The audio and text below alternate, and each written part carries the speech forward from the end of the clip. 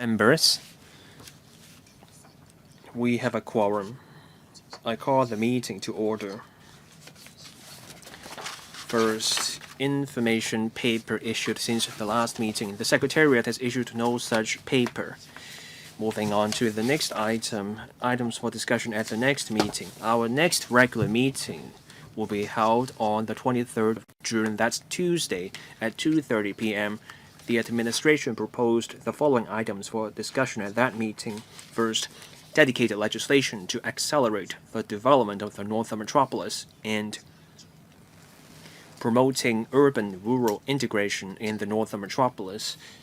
So now my question for members is that do we all agree that we discuss these two items at the next meeting? If there's no objection, we move on to the next item. First of all, I thank the government officials joining who do not propose to read out the name and title of each official here. PWP item number 3207GK, that's Joint User Complex and Joint User General Office Building at Area 29, Kwu Tung North New Development Area. This item involves a funding proposal, so I draw members' attention to the fact that under Rule 83A of the Rules of Procedure, members who wish to speak on an item with a direct or indirect pecuniary interest will have to disclose the nature of such an interest before they speak. Will members who wish to speak please press the Request to Speak button. Permanent Secretary, over to you for a brief introduction. Thank you, Chairman. As the Chairman just said, this is a public works project. Kwu Tung North will have the first new development area of the Northern Metropolis. So this proposal is about an office building involving two blocks. The first one is the Joint User General Office Building. We will move some government offices there. The other block will be a joint user complex. That complex will host community facilities.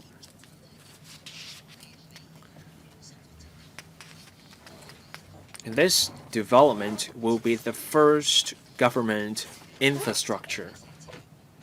There will be government offices.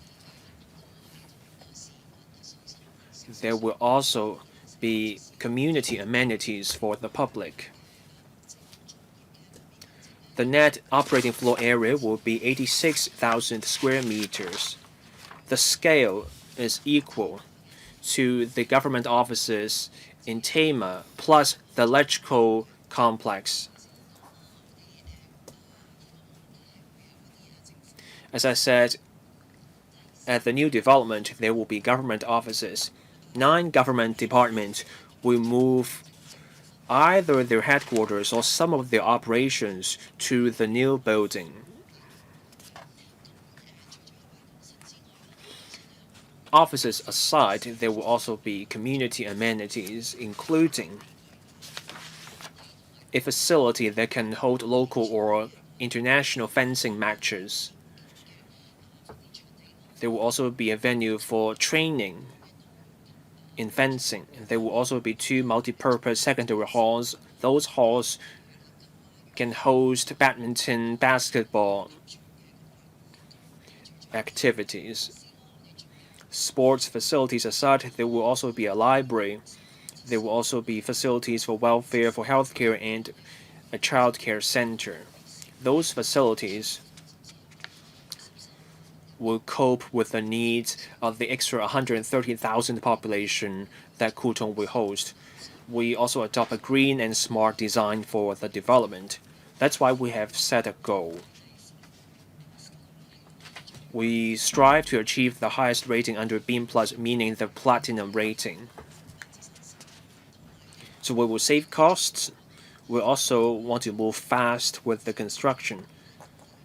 The office building will adopt modular integrated construction for at least half of the floor area. This is the first time that we are adopting such a high ratio for MIC, for government office buildings. With members' consent, we will take this proposal to the Public Works Subcommittee. Once the Finance Committee endorses the funding, we will start the works in the third quarter this year.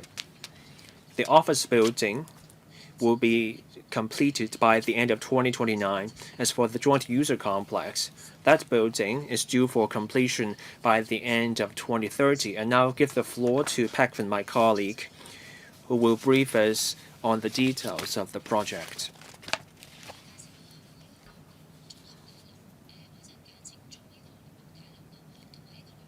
So this project involves the joint user complex and the joint user office building. As the permanent secretary said, the Kwu Tung North and New Territories North New Development Area will be the first NDA to start works. For Kwu Tung North alone, there will be 130,000 extra population.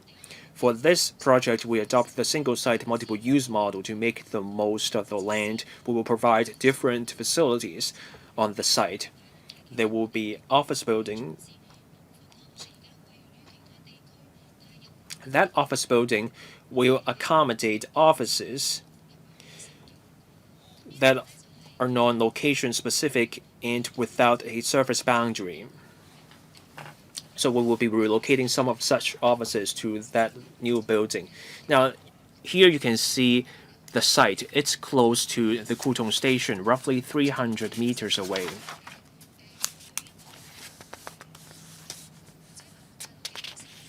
For people looking to access the joint user complex or the office building, it's only a 5-minute walk. They can go through the open space to reach the destination.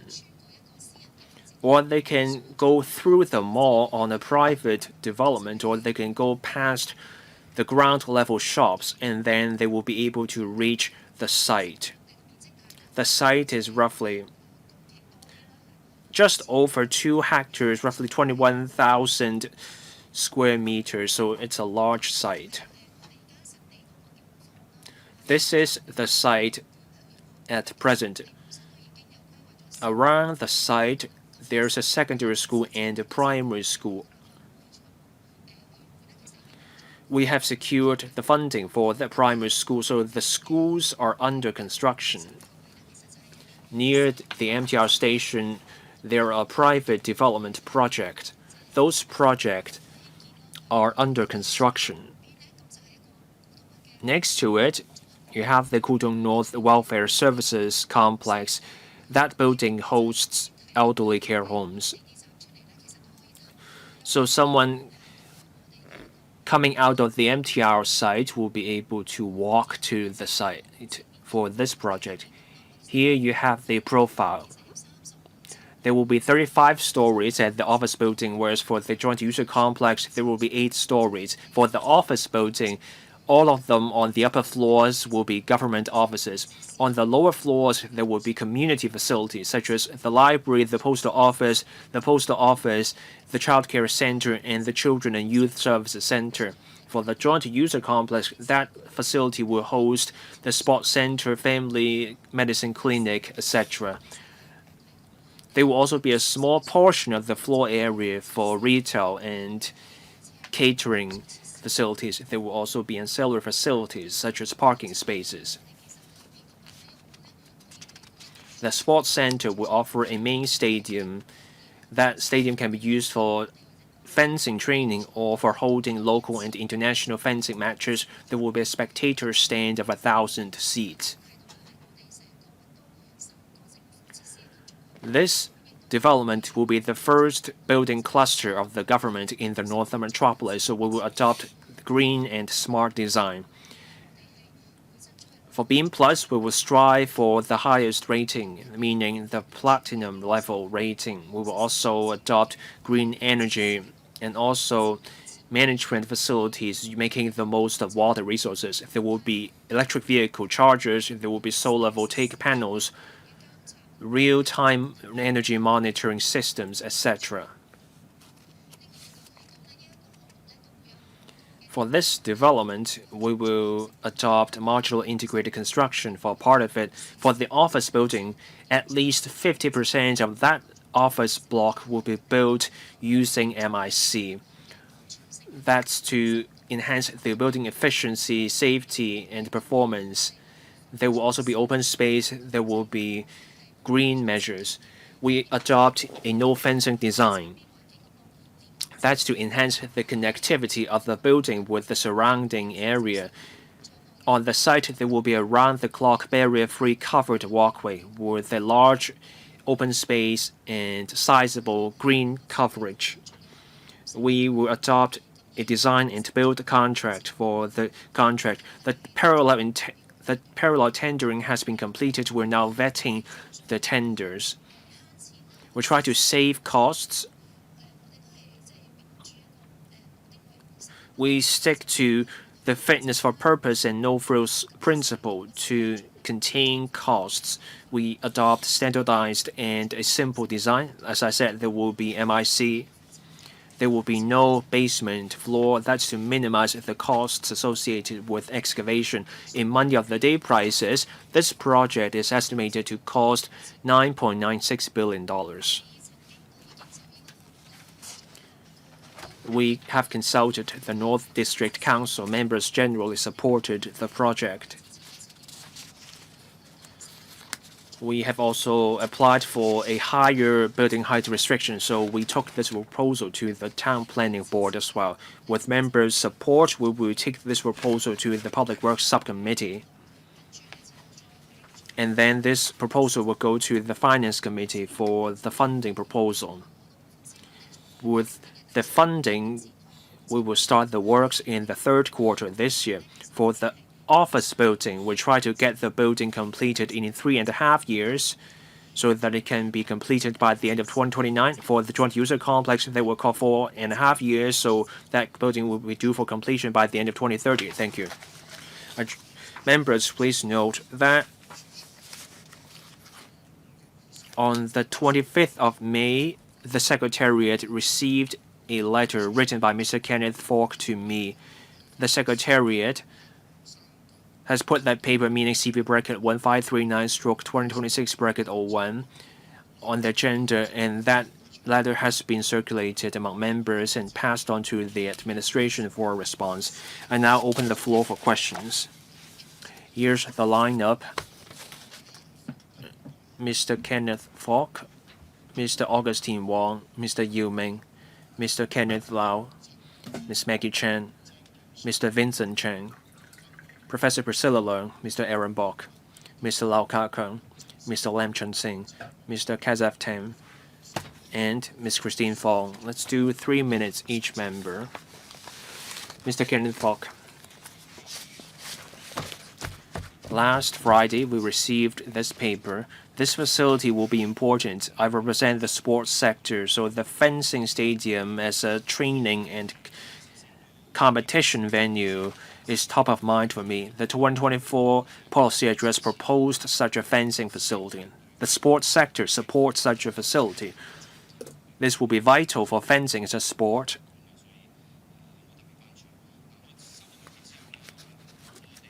After receiving the paper, I talked to the Development Bureau. I asked if the Bureau talked to the sports sector. They said yes, they talked to the Fencing Association of Hong Kong, China through the Culture, Sports and Tourism Bureau. But once the association received the paper, they had concerns. There was dialogue.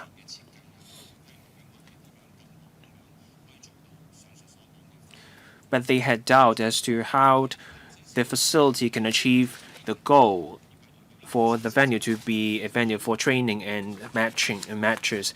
I have no issue about this venue as a facility, but then we want to make sure this venue will be fit for purpose as a venue for international matches. This paper is short on detail in terms of the specifics. First, the spectator stand, 1,000 seats. I can say categorically here, 1,000 seats is fine for an inter-school competition. But for a global match, when organizers see 1,000 seats only, they will move their matches elsewhere. We have to be clear about the positioning. We have to be clear about what the venue is supposed to achieve. The Fencing Association also wants to talk to government departments about the design, the usage, and the functions of the fencing venue. A fencing venue does not require a huge space. You can do a U-shaped or L-shaped layout. Can we have a better dialogue between the government and the Fencing Association so that this future fencing venue can support the development of fencing? I will support this item, but before this proposal reaches the PWSC, can we get the government to talk to the sector about the fencing venue? Sorry. 3 questions. Thank you. Thank you, member, for your views. I'd like to say a few words, and then I'd like to see if the LCST has anything else to add. As we mentioned, we are evaluating the tenders. So at this stage, when it comes to the design, location, configuration, layout of the project, we haven't firmed up the contents. But when we are at the stage of the Public Works Subcommittee, we will have all the details ready, and members will have a better idea of the project. When it comes to the fencing stadium, who knows the best about the configuration, design, positioning, the Fencing Association will provide professional views. We are willing to continue to confirm the details, and we'll work in conjunction with the LCST and the Fencing Association. Regarding the number of seats in the spectator stand, I'd like to ask the LCST to supplement more information. Thank you. Thank you, Mr. FOK, for his views. Regarding the fencing stadium for competitions and training, we have consulted the relevant Fencing Association of Hong Kong, China. On the relevant equipment, we have already incorporated their views. And we can hold international events and different tiers of competition events in the fencing stadium. Apart from the main stadium, we also have other facilities to organize different types of events. We'll continue to liaise with the Fencing Association in our future design. We will cover more details about organizing competitions as well as equipment. Thank you.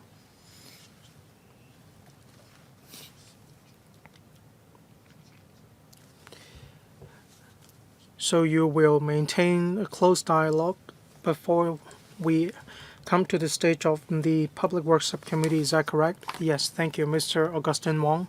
Thank you. Just to declare, the company I'm working for has a private development project nearby. I share Mr. Kenneth FOK's view. The document seems to be lacking in details.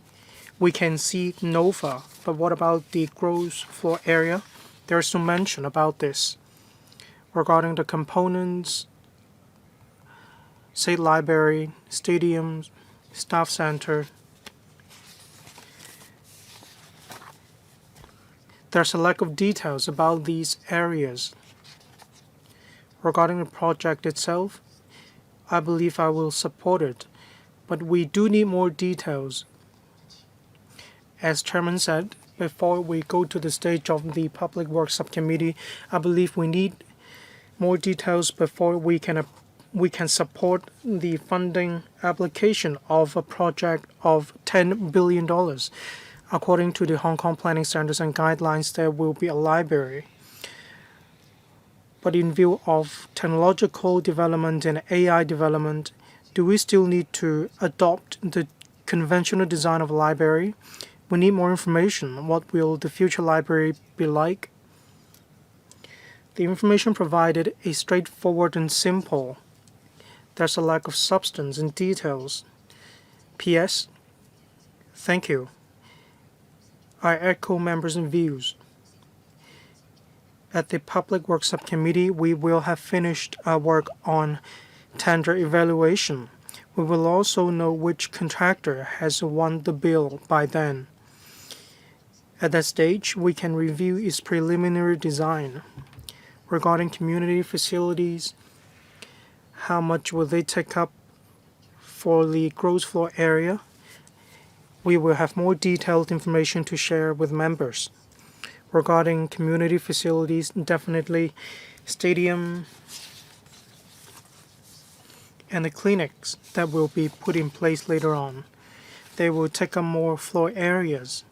But regarding details, I believe we will discuss these details at the Public Works Subcommittee. Regarding the future development trend of library, I'd like to ask the LCSD to give you more information. Thank you. Regarding the future of the library, we'll definitely have a physical library as well as an online library. When children visit the library, they will read physical books, and there will also be other events in the library. In addition to physical books, we have e-books. We have a total of 570,000 e-books, and we're going to buy more in the future. There will also be online activities, and we aim to strike a balance between these two needs. Thank you. Mr. Yu Ming.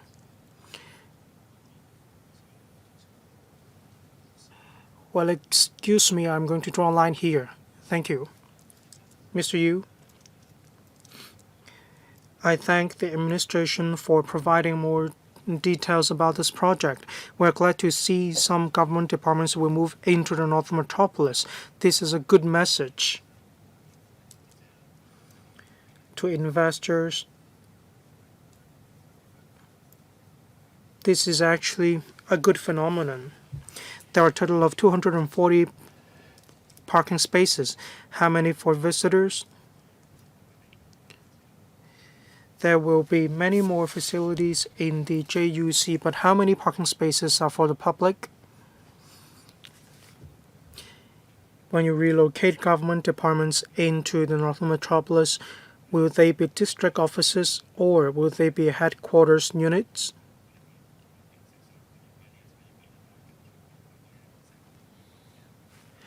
I believe if you move some departments in the headquarters into the North Metropolis, that will be conducive to the development on the upper stream and the lower stream of the business. I'm glad to see that there will be an international fencing stadium and swimming pool. Well, I mean the fencing stadium, but where will the swimming pool be?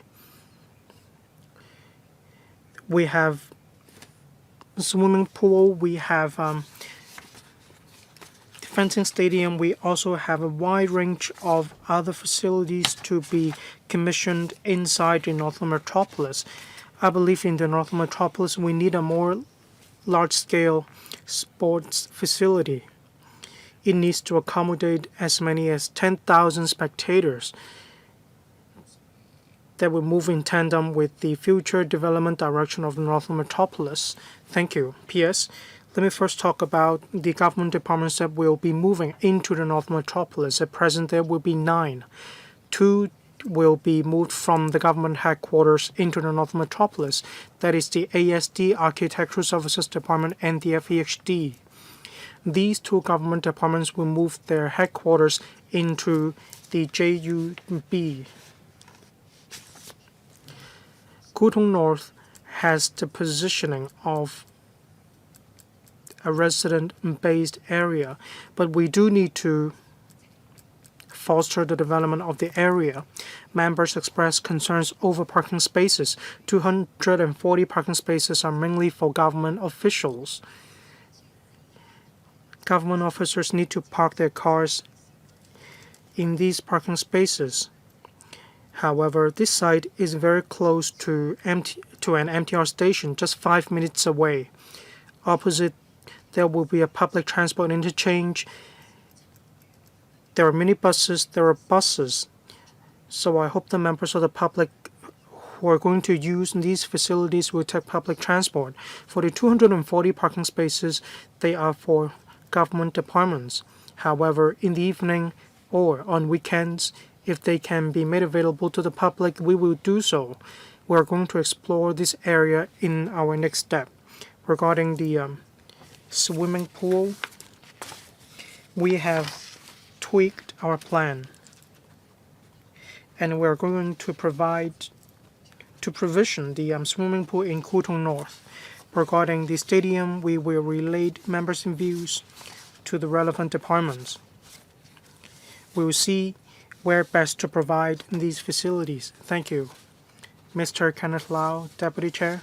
Thank you. Regarding Fanling North and Kwu Tung North, Hon Kok has been supporting the development of the new territories. We need to take into account the environment in a nearby area. We need to promote harmony between urban and remote area integration. I'd like to ask about the capacity of traffic in the village area. There will be a total of 240 parking provisions. However, there will be many members of the public who will be using the library, sports center, clinic, and so on. There will also be a lot of civil servants. I hope that the government will take into account the commuting needs of members of the public. There are over 55,000 elderly people in the Northern Metropolis, and in 2031, the figure will jump to 114,000. Therefore, the administration will set up a family clinic. That is a family medicine clinic, FMC. There will be 100,000 elderly people moving into this area, so I'd like to know how the government can improve the plan. Thank you. About transportation and the FMC, I'd like to ask the HA to give you more information about the FMC Family Medicine Clinic. First of all, I'd like to respond to members by referring to the roads nearby. For roads connecting to rural areas, we need to bear in mind that this is a new development area, NDA. Just now we can see to the east of the project, we can see L1. This road will be a new one. It will be built in accordance with the new standards. And to the east, we will find the closest village. For the roads inside the NDA, we will widen them. We believe this will benefit villagers in the vicinity. As a member mentioned, in the future, there will be 4,000 or so people coming to this area for work. They will mainly use public transport such as MTR, buses, and so on. We have conducted a TIA, and we believe the area can cope with the future transport demands. I'd like to ask the HA to give you more information. Thank you, Mr. Lau, for your questions. We have a total of 3 FMCs and 1 family medicine integrated centers in the Northern District.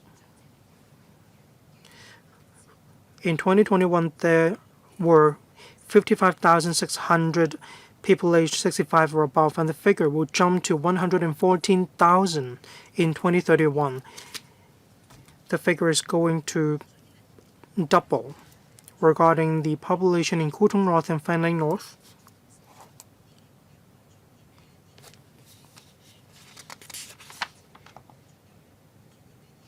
we have chronic disease management, disease prevention, patient education, and this will be provided by the Family Medicine Integrated Center.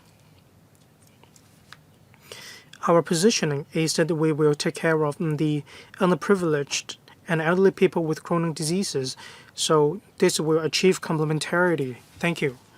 I have a question about paragraph 13. There are 3 standalone childcare centers in the Northern District. There are 207 service places. Paragraph 14 says there will be an extra 100 daytime childcare center places. Now, for Kwu Tung North, there will be an extra 130,000 people. So altogether, there will be 307 places in the district. Will that be enough? How did we arrive at this number, meaning 307 places? We want to ensure enough places to support working families. My next question is about kindergartens. Paragraph 11 mentions kindergartens. How many places would there be at this particular kindergarten? How many is enough? Finally, by 2046, 36% of our population will be seniors.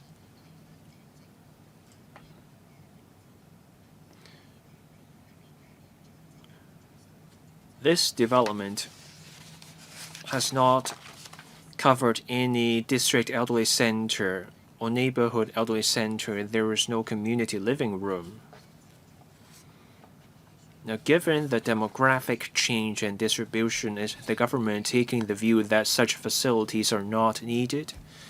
So the questions are about young children and seniors. The Social Welfare Department and the Education Bureau can take those questions, but I want to say something first. It's about the third question. What about the needs of seniors? There appears to be no facility for seniors at this stage. This development is just one source of community facilities. In a new development area, we can fit in different facilities for seniors. To the left of the site, there's an integrated welfare complex. In that complex, there will be 8 residential care homes for seniors. In the upper left corner, there is a public housing development. On the lower floors and the ground floor of that housing development, there will be social welfare facilities, meaning there will be facilities for seniors and for families in general. That's one way for us to provide more social facilities. Now, I want to give the floor to the Social Welfare Department, and then the Education Bureau can tell us more. On services for young children, in the northern district, there are a range of services. Apart from childcare centers, there is also a preschool on-site rehabilitation scheme, and then there's also the district-based respite services and also neighborhood childcare support scheme.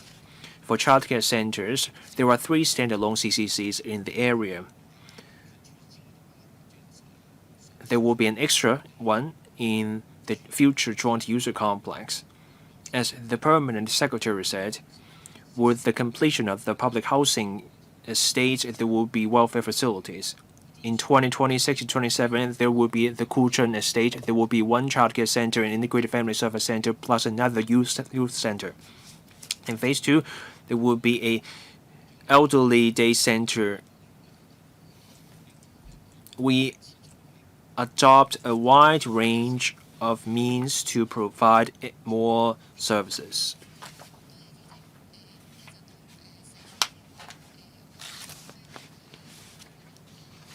Ms. Kathy, at large-scale public housing estates, we set aside space for kindergartens. For this office building, that kindergarten will be just one of the several that will serve the area. Mr. Vincent Chang. In principle, we support this project. But this paper is really short on detail. It's $10 billion. It's a large sum, so members want to dig deeper. As other members have said, there's an issue with the fencing venue. The policy address proposed a fencing venue to support the long-term development of local athletes. For me, and for the sports sector and for the future of fencing, this facility is important. We have had years of discussion, but here this paper has very little to say about the fencing venue. Mr. Kenneth FOK mentioned the views of the Fencing Association. What is this fencing venue expected to achieve? This fencing venue should be on a par with the Velodrome in Tseung Kwan O, the Hong Kong Coliseum. Do we expect thousands of spectators at the venue? Who do we expect to be the spectators? Would the seating there be like what you see in modern venues? Do we have retail and food F&B at the site? Are we really looking to host international matches? Or do we simply expect to train fencers at the venue? How will the facilities support the training? Would there be facilities for sports medicine? Can we promote the facility? I am not happy with this paper. 2 years ago, we were talking about the user complex at Hoiting Road. There were 20 pages in the paper, but here I see just a few lines in the paper. Mr. Chang has made his position clear. A brief response from the Permanent Secretary. The member made a valid point. When we discuss this proposal at the Public Works Subcommittee, we will provide more details with images. We note the members' comments about the positioning of the fencing venue, the sort of international matches we are looking to host at the venue. My colleague from the LCSD has already discussed this point. When we prepare the paper for the PWSC, we will incorporate the points that the member wishes to see. It's a valid point, but as I said, we're still vetting the tenders. This is a design and build arrangement. The specific layout of the two blocks hinge on the design that the contractors have in mind. We will have to go through the vetting stage, and then we will be able to make public the details. There is something they can tell us. In July this year, there will be a world championship involving 7,000 spectators.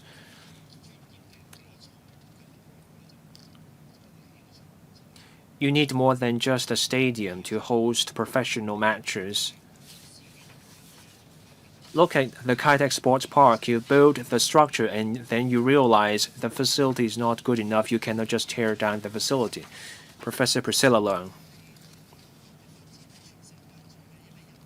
The Kwu Tung North development is top of mind for everyone in Hong Kong. Anyone may move to the district.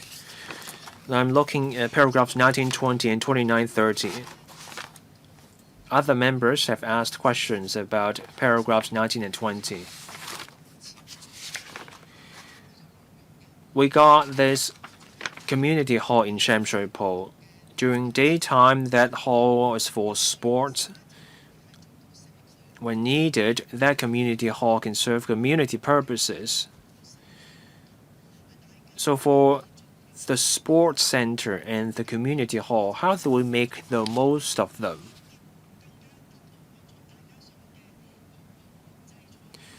Can the future joint user complex truly host international matches?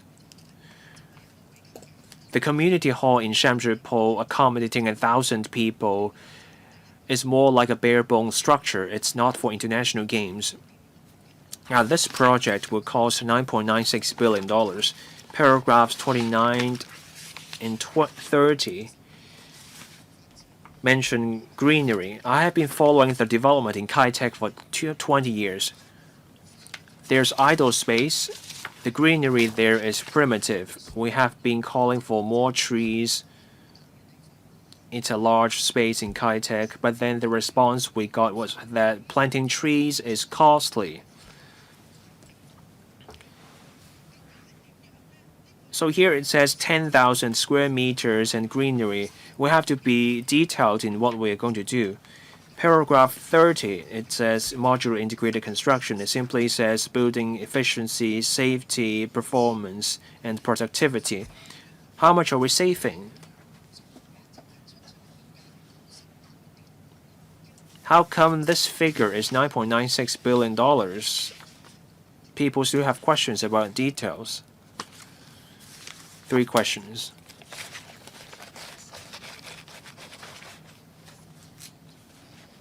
The Architectural Services Department can tell us more about the cost savings and greenery.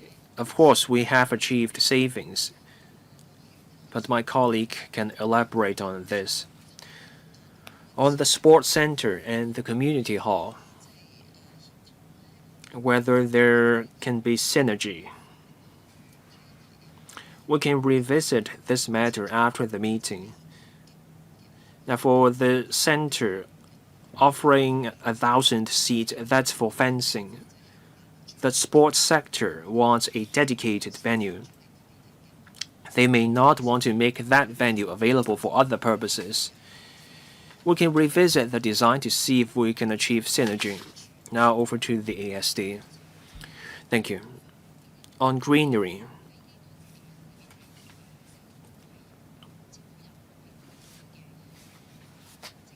more than 10,000 square meters will see green coverage. On the ground floor and other floors, there is open space, and there will be greenery.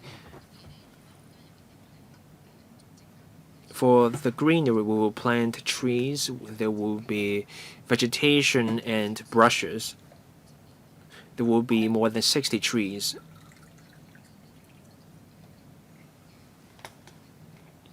That's to offer a comprehensive open space to meet public needs.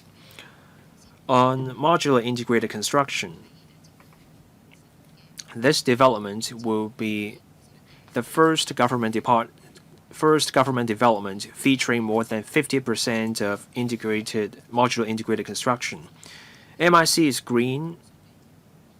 It can also shorten the construction time. That also means lowering the construction cost. That's because the modules are precast at factories. When you build on site, adverse weather introduces uncertainty, and that can come with cost implications. When you build the modules at factories, that will keep construction costs lower. Mr. Aaron Bok. This project will cost $9.96 billion. Now, it's only after you receive the tenders that you come up with this cost. You get the APE and you factor in the contingency. Do we need such a huge building bulk? With technology, the way people live changes.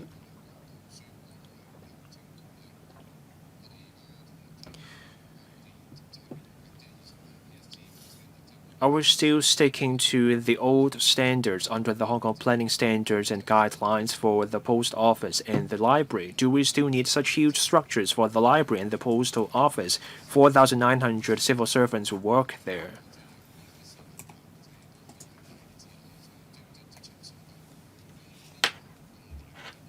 Well, we're now trying to encourage parents to take their children with them when they go to work. For this future development, would there be space for civil servants to bring their children to the building with a daycare area for the children? Now, for the parking spaces, without a public car park, where can visitors park their cars? On the postal office and the library, the LCSD can address this question later. The member made an interesting point on parenting space. This will be a huge development. We can explore whether we can fit in a parenting space. Now, for the 240 parking spaces, those will be mainly for government departments. But then in the evening and over weekends,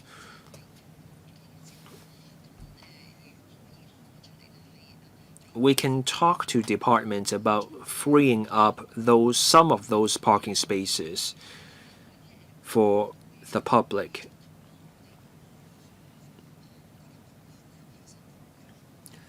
In the north, there will be several private developments. There will be shopping malls and parking spaces.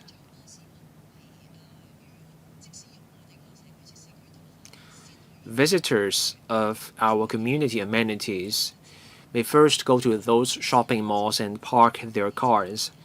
Those private developments will offer parking spaces.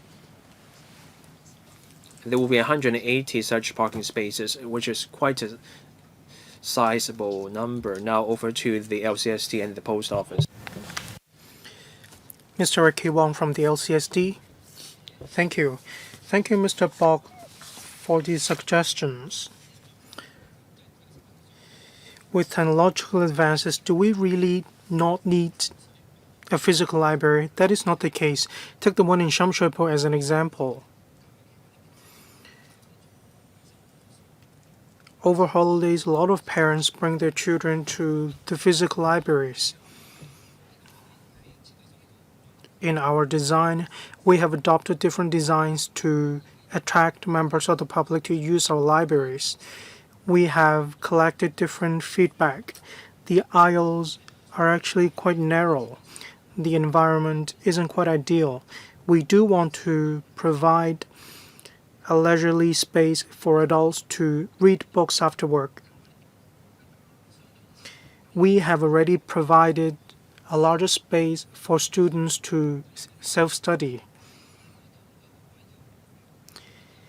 We have provided different booths and power stations for people to charge their phones, for example.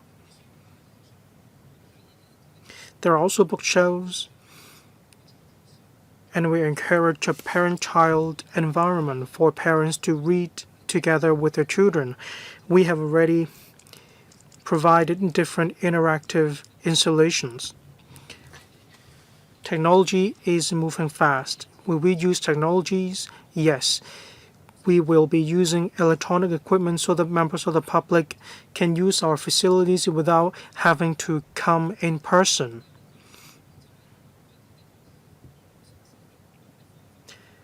We will try to use different technologies to replace some physical equipment in the library. Mr. Dennis Lau from the post office. Thank you. Thank you, Mr. Bok, for the suggestion.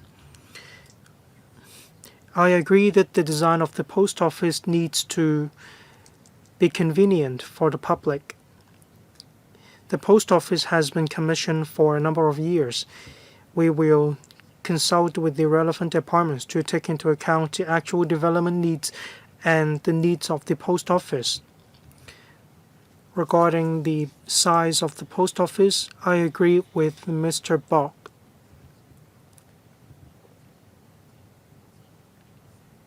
We need to see if we can make the most of our resources. In this regard, we will work with other departments. In the design stage, we will try to make the best of our resources in order to provide appropriate and suitable services for the public. Thank you, Mr. Lau Kai-kong. Thank you. In 2032, the Kwu Tung North NDA will be commissioned, and there will be 130,000 more population. The government suggests the use of single-site multiple use to build the JUC. This shows the government's policies which emphasize making the most of the land resources as well as strategic planning. I have some questions. In paragraph 2 of the papers, it mentions that the principle of single-site multiple use is used. There will be changes in the population structure alongside the changes in the new towns, such as childcare service demands as well as senior rehabilitation changes. Population changes will move with time. I'd like to know if sufficient flexibility has been reserved in relation to hardware to cope with future changes. In the coming few decades of population changes, we need flexibility in order to meet these changes. In 19A of the papers, this is close to the heart of a lot of members. At present, we are still inviting tenders, so there's a lack of information to be provided to members. I hope that with sufficient information in the future, the administration can let us know the target utilization rate. If this site will be set aside for fencing, and if the usage rate will be very high, there won't be any issues with utilization or resources. Of course, I understand that there will be a main area as well as other secondary arenas. I hope that there will be sufficient flexibility when it comes to the design of the main area. Will it feature not only fencing competitions but also other sports? Thank you. P.S. Thank you, Mr. Lau, for the questions and suggestions. Has flexibility been reserved in our design in order to meet the population changes in the future? Regarding population changes, we mean there will be more seniors in the future. All the aisles and passageways are barrier-free. We want to make it convenient for seniors to move around. In order to make the most of the space, Mr. Lau has brought up another point. That is whether our sports center and main arena will accommodate different sports. The main arena is primarily for fencing training and competitions. Regarding the other two secondary arenas, they are multi-purpose venues. They can be used as basketball courts, volleyball courts, and so on. We want to make the most of the venue in order to meet the different needs of the public. Thank you, Mr. Lam Chun Sing. Thank you, Chairman. The paper said that the JUC adopts a no-frills design, but still it costs about $10 billion. It's like a very luxurious government building.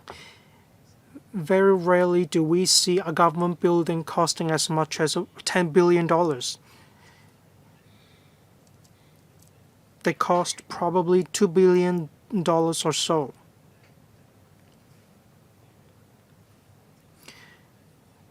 The average cost is about $30,000 per square foot in previous government buildings. For the existing project, probably the unit cost is 50% higher. Of course, I understand that there might be special designs which may differ from other previous government buildings. But is the project worth the project cost? Do we really need to spend $10 billion on it? Regarding community hall, we want to develop Hong Kong or the Northern Metropolis as an East meets West center for international cultural exchange. It might not be the case that all mega events will take place inside the Northern Metropolis, but there might be regional or community mega events in the Northern Metropolis. So we do want the community hall to feature new designs. We want it to accommodate more than 300 spectators. We want more modern audio equipment. We want more modern facilities. So the regional mega events can be held inside this venue. Thank you. These are my two questions. P.S. I'd like to ask my colleague from the HAD to answer the question about the community hall. Regarding the project cost as mentioned by Mr. Lam, at the Public Works Subcommittee meeting, we will give members a detailed account. There will be a detailed analysis of the project cost. We will provide a breakdown to see whether the unit cost is in particular expensive. Without detailed information, it might be premature for us to arrive at a conclusion. At present, what we can see is the Nova, that is 86,000. And for the construction floor area, the figure is different. Let's wait until we have the detailed information in the Public Works Subcommittee documents. We will also compare the cost with the costs of other projects. Let's hear from the HAD. Thank you. Thank you, member, for your questions. Regarding the community hall that will be commissioned, we will build a multi-purpose venue or hall. There will be computer-controlled equipment, LED screens for the stage, projectors, screens. We aim to provide appropriate facilities for modern events. Thank you, Mr. Tam Chan Kwok. Thank you. In principle, I support the government's project to build the JUB and the JUC in Kwu Tung North NDA. I support that government departments will be relocated into the Northern Metropolis. I believe this will help the government to act as a role model to drive economic development. The public facilities in the Northern District have been lacking. Demands have been outstripping supply. I support the provision of more healthcare facilities, sports facilities, education facilities, and social welfare facilities. But I have other concerns to relate to the administration. As other members have already said, we need more information, and the PS has already responded that they will be providing more information. As I mentioned, we have information on Nova. What about the gross area? There's no mention of the gross area. This gives us the impression that the project costs a fortune. The administration said that they will be using the MIC and simpler design, but still the project cost is on the high side. Is there further room for compression? And this project will take about 4.5 years to be constructed. I'd like to know how the administration will make sure that there will not be any delays or project overruns. Thank you. I'd like to ask the ASD to respond to member in relation to the control over the project cost as well as the project cost. And we will also be providing more detailed information in the Public Works Subcommittee documents. Thank you. Members, correct. The scale of this project is indeed very large. Just to give members information,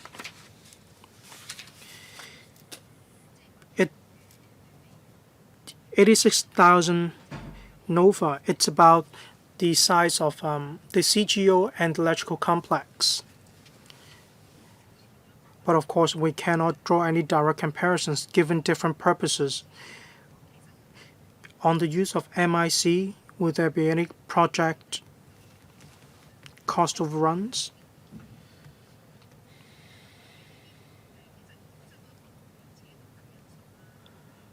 Each project is different.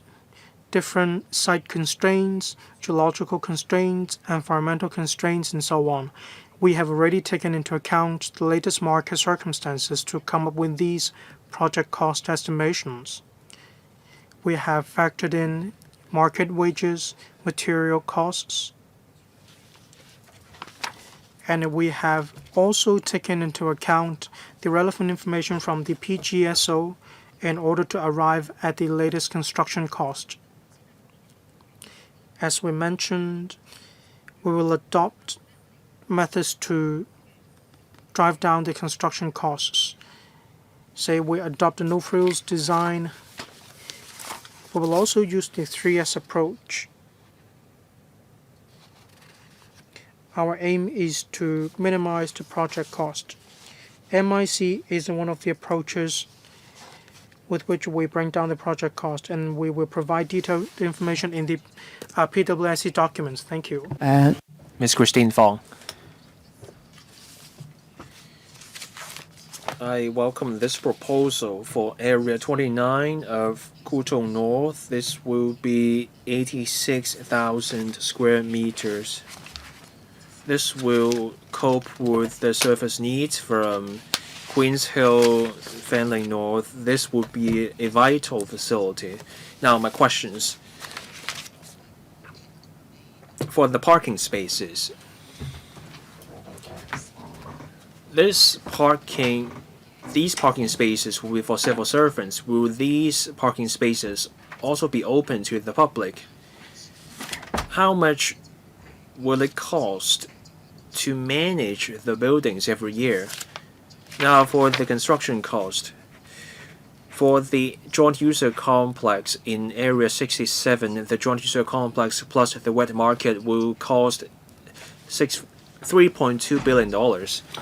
Now, for Kwu Tung North, we will also see a fencing venue. I very much want to see such a venue in Chung Kwan O, but that's good enough for us to have one in Kwu Tung North. Can we truly make this venue a world-class fencing venue? I need more detail on this. Now, on the post office, there is a post office in Shek Wu Hui. It's an old office. But Shek Wu Hui is far away from Kwu Tung North. Can we also keep the office in Shek Wu Hui? Is the Shek Wu Hui office focusing just on delivery? Now, on schools and childcare, I support more childcare places. For the Northern Metropolis, we want to bring in a larger pool of talent. The incoming professionals may bring their dependents with them. Can we learn from the mainland's design in the sense that can we be more flexible with the design? When we have more younger children, can we have more childcare places? And when we have more older children, can we have more kindergartens and schools? It's a $10 billion project. We just need to be more flexible. Ms. Fong, you're using all your time. Can that footbridge connect to the site directly? The question about the car park has been answered. The same goes for the construction site, so a brief response will do. We will consider opening up the car park in the evening and over weekends. We will consider opening part of the car park to the public. The member mentioned the post office management fee and daycare for children. So the government property agency will take the question. After the office building is done, the user departments will manage the building, meaning each user department manages their own space. We don't have an estimate about the management fee. Post office, Mr. Lau.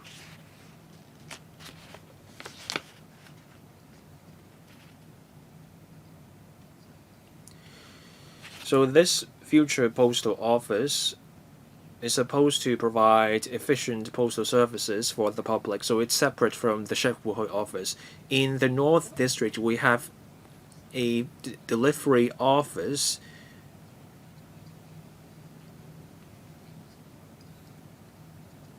But that facility is on private premises. We have to renew the lease from time to time. We want a reliable permanent location for the delivery office. That's why we propose moving that to the future office building. For the childcare center, we will provide 78 places to children aged below 2, and then there will be some for those aged 2 to 3. On the specific share of these childcare places, we adjust the number of places after discussing with the service provider. There will be a childcare center at the joint user complex, and then in Area 19, there will be another childcare center, and then in Fanling in Northern District, there will also be childcare centers. One comment. There was a question about the footbridge in Kwu Tung South. That footbridge will connect to the open space to the right of the site. Ms. Julia Lau. I have read the paper. I'm very disappointed.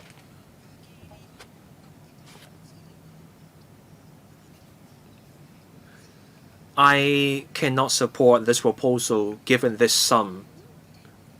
I just went to Shanghai and heard about the 15th five-year plan. Many Hong Kong residents went to the mainland. They learned about the cultural project in Shenzhen. We're spending almost $10 billion. There is supposed to be something very eye-catching, not just for locals, but also for out-of-town visitors. This paper is about government office buildings. We're spending almost $10 billion. We should be building signature projects. In Shanghai and in Beijing, they use their cultural venues for international games. So can we hold international games at this future facility instead of focusing on just function? There's a saying in English, you're putting the cart before the horse. I don't see how this facility shows that it is special. So I find this confusing.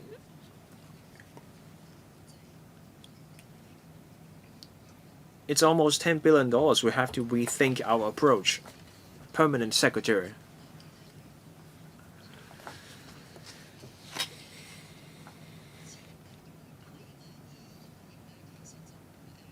Based on the information we have, we understand that members may think that's not enough for them to approve the proposal. At the panel level, we want to secure members' basic support for the proposal.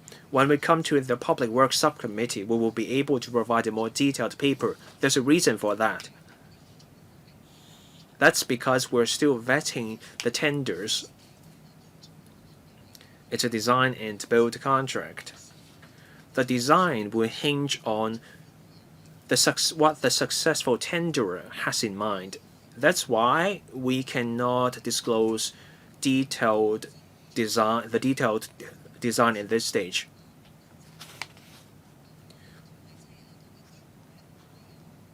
Is the project too expensive? What will the detailed design and layout be like? These are questions that are very valid coming from members. We will cover such details when we come to the Public Works Subcommittee. Ms. Michelle Tang. It's such huge project. Only large players can secure the contract. There's a slim chance for smaller players.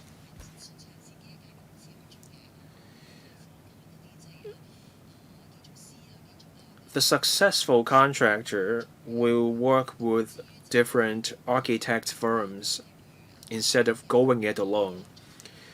On allowing smaller and medium players to get involved, we can discuss that matter at the next stage. Ms. Michelle Tang.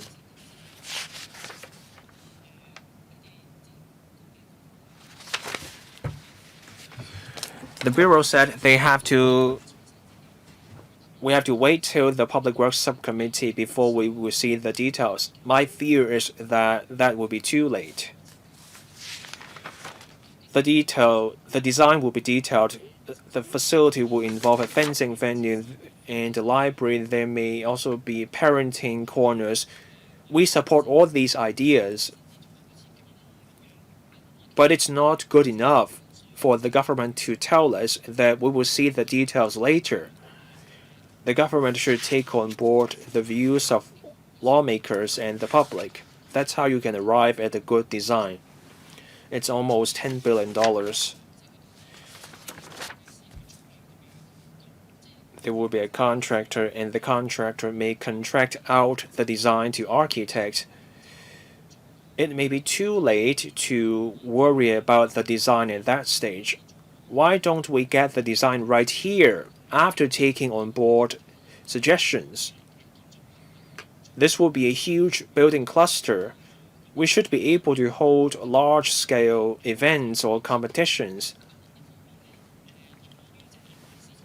On the use of modular integrated construction.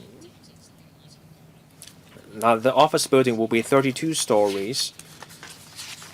We're using MIC for such a large portion of the building for the first time. People may have concerns about the quality of MIC. There may be water leakage, more repairs may be needed down the road, and the use of MIC may prove to be a false economy.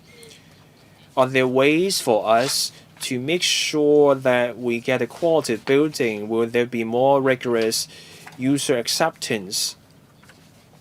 It's hard to tell whether $10 billion is too costly or not. We should spend where warranted. Our concern is that we spend the money and we're told about the no-frills design, but then the building may turn out to be functionally deficient. We're not trying to skimp on everything. We have to make sure the money is well spent. We have to make sure that the building is something that the public is pleased about and we're all happy with it. I hope the government can consider our views. So 3 concerns. The ASD can elaborate on the use of MIC in a moment. MIC will feature prominently in this project. We have adopted MIC in other previous projects. We have been building experience in MIC. So on user acceptance and on how we can save money in construction, the maintenance costs will also be at a reasonable level. On the design, this project will involve a design and build contract. There is merit to this approach. We want to build faster so that the building will be ready sooner. We award the tender, and then in 3.5 years' time, the building will be completed. That is the timeline we are trying to meet. If we adopt separate contracts, one for the design up front and then we get the contractor to build according to the design, that approach would take more time.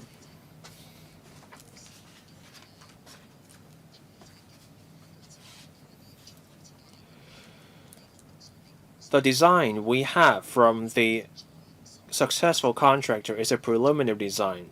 Once we come to the PWSC, we will be able to submit a more detailed design, and at that stage, we will be able to incorporate member suggestions. On cost concerns, we note such concerns. I agree. We should spend where warranted.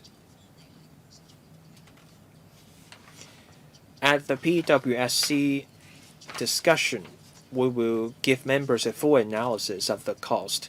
Now over to the ASD. There were 2 questions. First,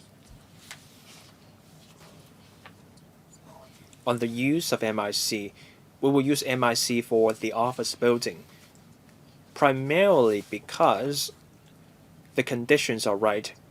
We adopt a standardized design for the office building.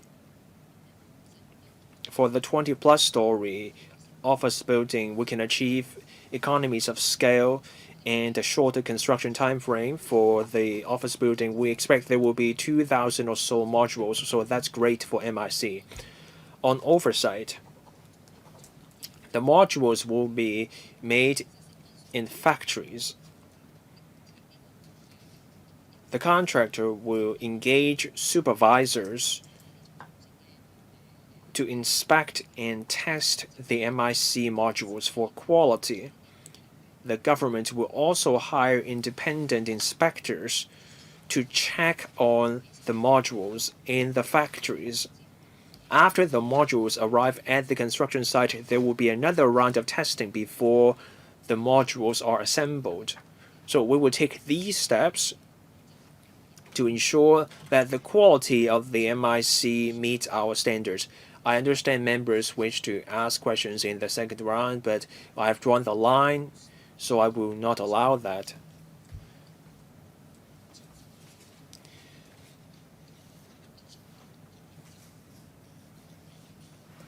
This project will cost almost $10 billion, so that's almost the same as the funding for the 3 industry parks. The joint user complex project cost way less.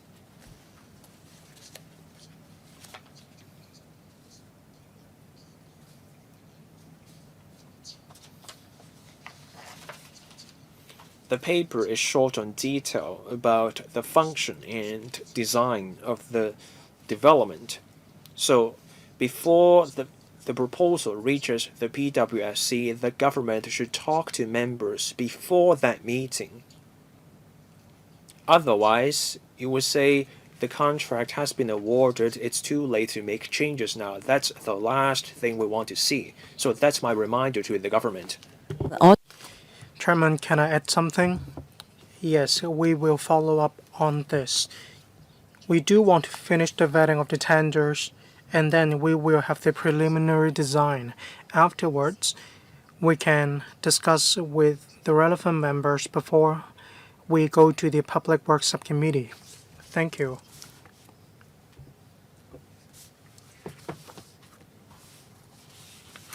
I'd like to ask if members support that we submit this project to the Public Works Subcommittee for consideration. If members have no objections, then we will do so. I thank the officials who have joined us for this agenda item. Thank you. Let us move on to the next PWP item number 5115AP, the expansion of Aberdeen Typhoon Shelter.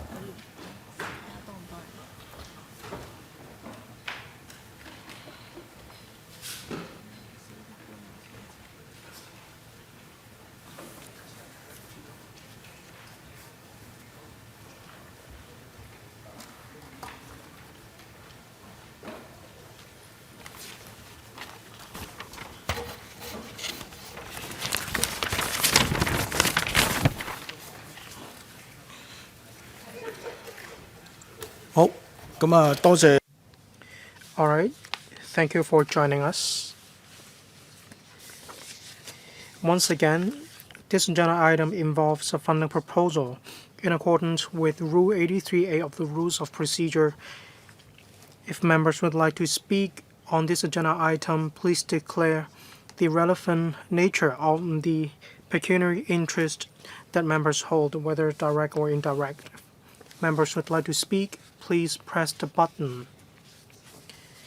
I now give the floor to the government representative, that is the PS, Ms. Ho. Thank you. This is a public works project as well. We propose to expand Aberdeen Typhoon Shelter. It's about 60 hectares for the typhoon shelter, and we want to expand the shelter by adding 24 hectares to the size of the shelter, mainly to the south of the shelter. We have 4 main goals. And of course, when we expand the typhoon shelter, we want to provide more berths. There's an acute lack of berth or marinas in the southern district. We want to let members of the public who have a vessel or a yacht to berth the vessels or yachts. We also want to enhance our resilience against extreme weather. Last year, we had the Super Typhoon Regasa striking Hong Kong. On the shoreline of Taishuwan, there are restaurants and there are also some breakwaters, and there was damage done to these facilities. That is exactly why we want to expand Aberdeen Typhoon Shelter, and through this project, we want to construct 2 new and sturdy breakwaters against extreme weather. We also want to develop the yacht economy by providing more berths. One of the results is that we can allow yachts to be berthed in water bodies. This March, we already briefed the public on our project.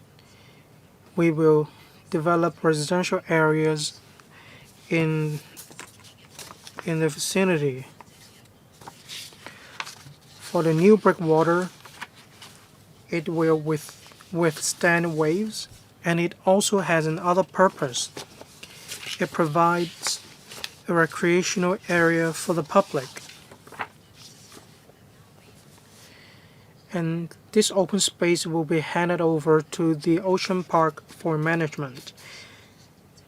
There's a park, and Ocean Park wants to energize with the surrounding environment. In a moment, I will ask Alice to provide more information. And the PowerPoint will be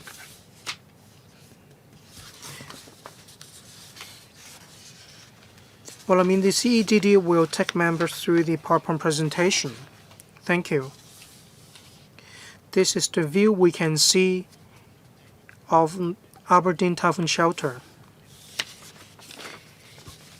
It mainly aims at extending Aberdeen Typhoon Shelter by 24 hectares southward. About 500 meters away from the breakwaters, we are going to construct 2 new breakwaters. One eastern 300 meters, and for the western one about 300. For the eastern breakwater, it will be about 340 meters long, and for the western one about 300 meters long. And it will adopt a vertical form in order to enhance its resilience. There will also be a public landing facility and a public space. And we will also construct a 240-meter offshore pedestrian walkway connecting the new eastern breakwater to Ocean Drive in Taishuwan. In Ngapley Pai Tombolo, there will be an 80-meter wave wall in the form of a floating breakwater. We also aim to shorten the existing western breakwater by about 70 meters to optimize the navigation channel. We will also modify the existing eastern breakwater near Shanwan Road to provide open space on its crest. As the PS said, we want to provide more berths. The Marine Department already completed a report. There's a need to expand Aberdeen Typhoon Shelter to meet the demands in 2035. Then we will be able to provide more berth for working vessels as well as other pleasure vessels. Some spots in Hong Kong are subject to storm surges. They are windy. Say, Ragasa struck Hong Kong last year. It damaged some of the facilities in the western breakwaters of Aberdeen Typhoon Shelter. It also damaged the facilities in a hotel nearby.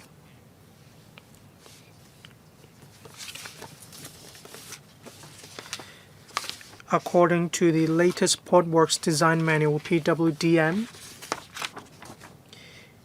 and according to statistics about typhoon, including Typhoon Mangkhut in 2018, we took into account wind speed and the level of water in 2018. We make sure that the construction project will safeguard the safety of vessels. and this will also reduce the potential impacts on shoreline facilities. For the water body to the west of the breakwater, it will be operated on a private basis. 11 hectares on the eastern breakwater. It will be used as the public mooring area on the MD. We have considered the fact that the project is actually close to Ocean Park. There are mesmerizing views, so we propose to convert it to a public area. Together with the public landing facilities, we will connect this area to the rich resources in the southern district. We want to achieve complementarity and synergy. We also want to construct a public walkway to connect this area to Ocean Driving, Tai Shi Wan, and Ocean Park. We want to allow members of the public to appreciate the views.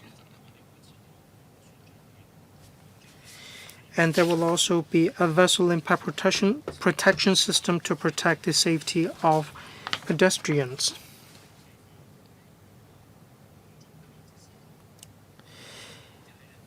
We propose to allow Ocean Park to manage the facility. We propose to adopt the innovative vertical breakwaters in place of the traditional ones. They take up a smaller base area. This will provide more space for berth, and the construction cost will also be lower. There are pre-modulated steel trusses as well as construction materials. This will enhance construction materials, and this will also reduce the amount of construction waste. From design to construction, we have adopted different new methods in order to reduce the costs and enhance cost effectiveness. We have tried to reduce the cost to $2 billion. Subject to members' support, we will seek approval from the Public Works Subcommittee and the Finance Committee. We aim to finish the project in 4 years and a half. That concludes my introduction. Now time for members to ask questions. Ms. Michelle Tang, Mr. Lau Kai-kong, Mr. Aaron Bok, Mr. Kenneth Lau, Deputy Chair, Ms. Christine Fong, Mr. Lam Chin Sing, Mr. Jonathan Lang, Ms. Judy Chen, Mr. Vincent Chang, and myself. 3 minutes each, questions and answers included. I'd like to ask Ms. Michelle Tang to speak first. Thank you, Chairman.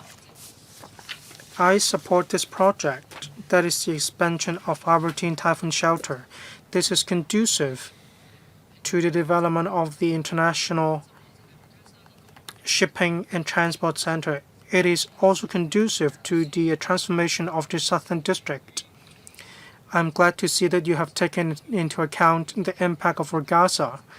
This will allow the facilities such as breakwaters to withstand extreme weather unseen in 50 years.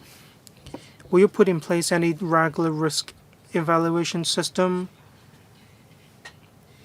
The recent typhoons are indeed no jokes. We need to enhance the resilience of such facilities. You mentioned providing 200 more berths for yachts that are 50 meters or below. Now we need to develop the yacht economy. Will the government consider reserving more space for larger yachts, such as those measuring 100 meters or above? You need to dedicate a certain portion of berth to these larger yachts. Otherwise, it's difficult to attract high-end consumption. Thank you. In a moment, the CEDD will take the question about the design of the breakwaters. Is it going to cope with something that's once in 50 years or once in 200 years. Now, for me, I want to say something first about the second question, and that is the berthing spaces. How large can the yachts be? On paper, in the paper, it says 50 meters. There will be some overlapping for the two breakwaters. To create potent breakwaters that can protect vessels from the waves, you need such interlocking design. That's why there is some constraint. We're looking at 50 meters now, but we can explore with the CEDD about how large the yachts can be.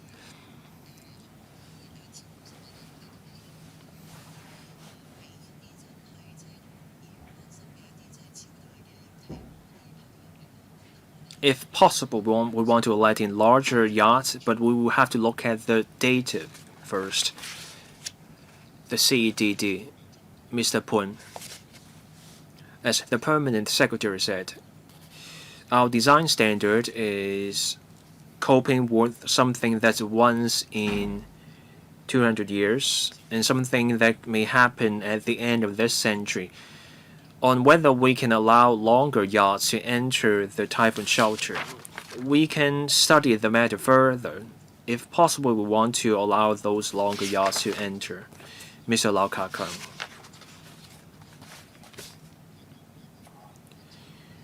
The Aberdeen Typhoon Shelter expansion project can support the yacht economy. It will provide 200 berths. It can help us cope with extreme weather. It can also synergize with the ocean park. I support upgrading the works to grade A or category A.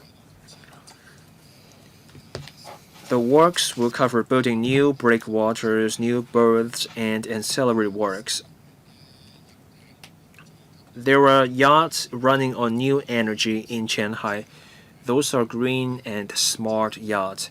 Hong Kong has also been driving the green economy. So as we plan the works, can we have green transformation or green upgrading for the facilities? Can we set aside space for chargers or hydrogen refueling facilities for future yachts? The paper says the two breakwaters will be moved. On the Apple Pie, there was a beacon.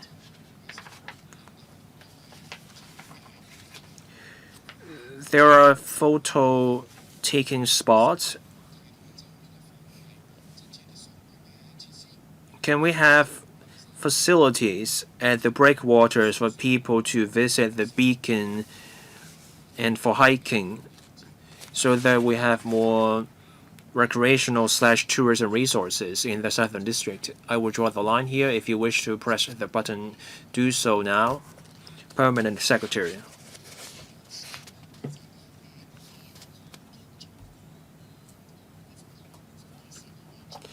On the expansion of the typhoon shelter,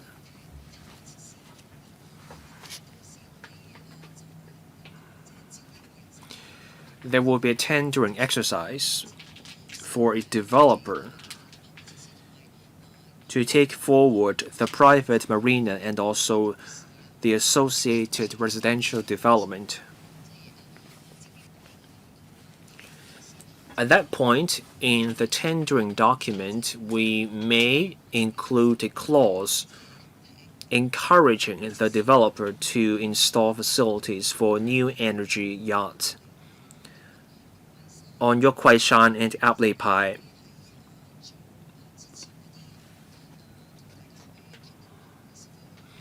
in previous discussions about the project, this idea was floated by others as well in Yok Kwai Chau and Apple Pie.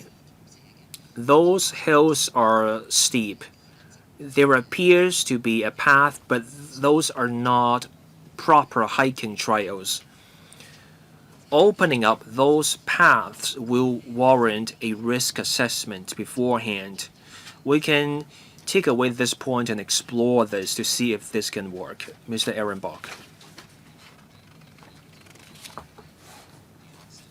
I'm looking at enclosure 3, or rather enclosure 2 and 3.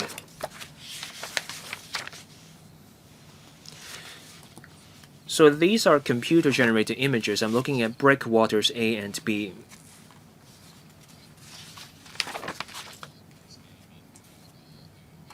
We normally see sloping breakwaters that look natural.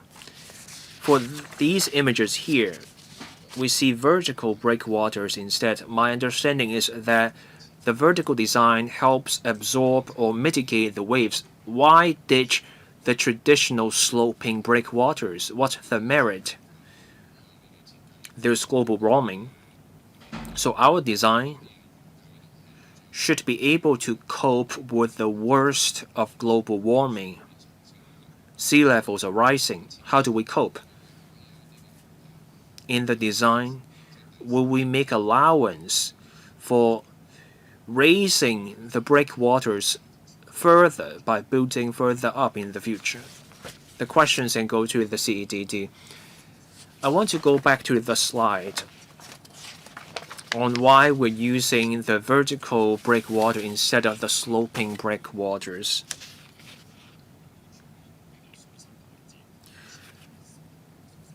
The water will be 16 meters deep where we will build the breakwaters. The sea mud will be more than 20 meters deep. If we stick to the traditional sloping breakwaters, you look at the image on the right. You have to stabilize the soft soil, and that will require doubling the amount of stabilization. The construction area for a sloping breakwater will be way larger than that for a vertical material. So that means in terms of material, the construction cost and manpower required, the sloping breakwater will be more costly. For a sloping breakwater, because of the slope, when the ship is close by, the bottom of the ship may collide with the slope, and that means a sloping breakwater may reduce the berths available. Now, on the question about global warming, we adopt a design to cope with something that is once in 200 years. We also adopt a design that can cope with an event that may come up within this century. There are uncertainties with global warming.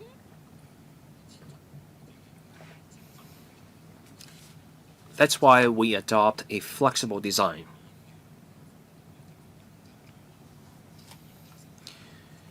A vertical breakwater means that if we do have overtopping waves exceeding the height of the vertical breakwater, we can build further up. Mr. Kenneth Lau.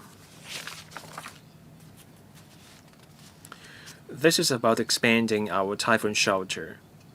This can provide more berths for yachts. Invigorating Island South was proposed by the last government. It has our support. It merits our support. This project will cost $2 billion. It will provide an economic boost. There's 10 hectares of water body. Near Po Chong Wan, there will be a private marina offering 200 berths. In the first half of 2027, the tendering will start. How much revenue will that bring to the public coffers? If there is no market interest in this area, do we have a plan B? Apart from Hong Ham and the 600 berths to be offered by the airport authority, can we reorganize the berths in the waters? Maybe that's for the CSTB. Can we reorganize the berths across Hong Kong so that we can put more yachts in our waters? 2 questions. Permanent Secretary.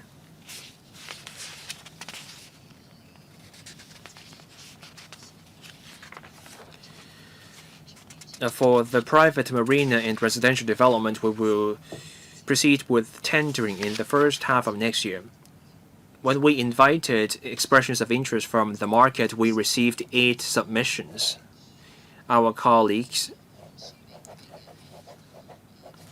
have been in talks with these 8 parties. There is immense market interest, so we are not worried about a lack of interest. The market players want us to launch the project sooner. We note the members' comment about the second issue. Indeed, we have to go beyond just providing more berths. We also have to look at ways of reorganizing existing berths. We can discuss that matter with the Marine Department. Miss Christine Fong. I support the proposal. I like the design, especially this offshore breakwater. The breakwaters can mitigate the impact of climate change. We saw what happened to the hotel during Regatta last year. We should apply the design to the waterfront promenade in southeastern Kwu Tung North so that we can guard ourselves against the overtopping waves. Now there will be a private marina offering 200 berths. Are we selling off that area to the developer for good?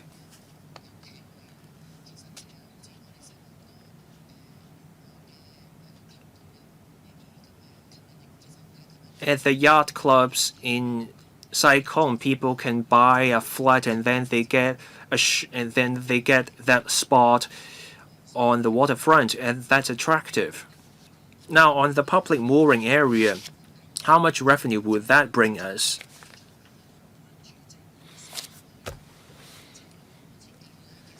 Now, I want to talk about the Kwu Tung North promenade. It can cope with the weather once in 200 years. I don't see anything about the drainage here. Can we add the features about the drainage? We will adopt vertical breakwaters. We want more durable material. You need stronger material for the building. I want more details, please. There is something that is not really about this proposal, and then there are 3 issues about this particular project.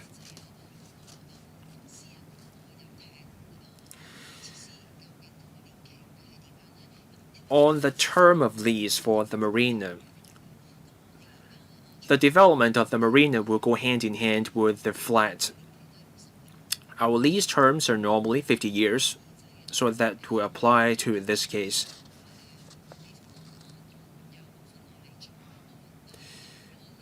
Part of the expanded Typhoon shelter will be the marina. The other part of it will be the public mooring area.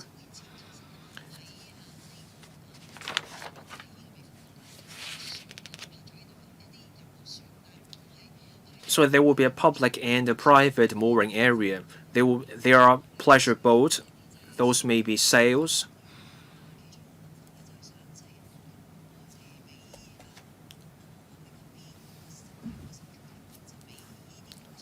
"10 hectares of the space will be for these pleasure vessels.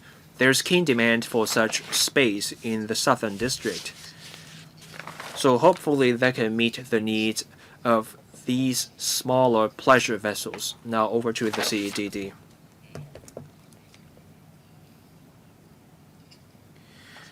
Now on the eastern breakwater, we will adopt a simple design. There are 3 merits. First, we can keep the cost low. Second, when the need arises in the future, when we have to build further up to cope with even more adverse weather, the simple design will make it easier for us to build further up. Now, on the crest of the eastern breakwater, we will entrust it to the ocean park for management. A simple design will allow the future operator greater flexibility in running events. The member also proposed more durable material. We note that point and we will consider that. 多謝主席。 Mr. Lam Chun Sing. Thank you, Chairman. There are over 10,000 pleasure boats and working vessels. There are only 1,000 berths, however. Even if we have 200 more berths, they are just a drop in the ocean. Are we going to take baby steps when it comes to driving the development of the yacht economy, or do we have a blueprint spanning 5 years to 10 years? At least we need to be on the same par with other Asian markets such as Japan, Singapore, or Thailand. We need to take bolder steps to provide more berths. We also need to provide more measures and supporting facilities such as talent training, maintenance, and repair. As mentioned in the papers, there are pedestrian walkways, open space, which will be under the management of the Ocean Park. In recent years, the management of Ocean Park has met with some challenges. They have water park, which is operating at a loss. When you give them a new project such as this one, can they cope? Will it affect their development? Any contingency plan? Are you going to lend some more money to Ocean Park? Or how are you going to plan for the future? Thank you. P.S. 2 questions from member regarding the yacht economy. It's been mentioned by the policy address for 2 years running. We need to turn it into an industry. And for starters, we need to meet the demands for berthing. So regarding this expansion project, we bear this in mind. We do want to provide more berths on top of this project in Aberdeen, in Hong Kong, and for the Ex-Core on Lamma Island. The Development Bureau wants to provide more berths, and we want to provide 200 more berths for each of these locations. The Airport Authority and the Transport and Logistics Bureau are planning another marina full steam ahead. It will be larger. It can accommodate as many as 600 vessels. So for these 3 projects, plus the one at the airport, we can provide an additional 1,200 berths. I believe we can roll out these projects first, and then we can see how the market responds. If there is still more demand in the market, then we will identify further room for development. Regarding the new Eastern Breakwater, it will be entrusted with Ocean Park for management. Are we concerned that this will be a burden to Ocean Park? We believe not. We already have had discussions with Ocean Park. They are very positive and active about this project. We believe that they have identified this opportunity to develop their facilities further. There will be a public landing facility in the public mooring area. In other words, members of the public can access Ocean Park through the boardwalk. This will improve the accessibility of Aberdeen, and this will also bring benefits to Ocean Park. Thank you. Mr. Jonathan Leung. Thank you, Chairman. I'm a member of the board of Ocean Park. I need to declare interest. The Liberal Party has been supporting the yacht economy.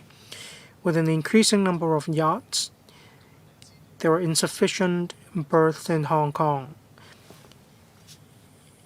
We understand some berths were arranged to be berthed in the typhoon shelter in Kwu Tung, given the lack of berths. I'd like to know if this area will be open to the public for berthing. Does it come at any cost? How much will it be? How are you going to incentivize people to use the berthing facilities near Ocean Park? My next question is about the expansion project of Aberdeen Typhoon Shelter. What about larger commercial vessels?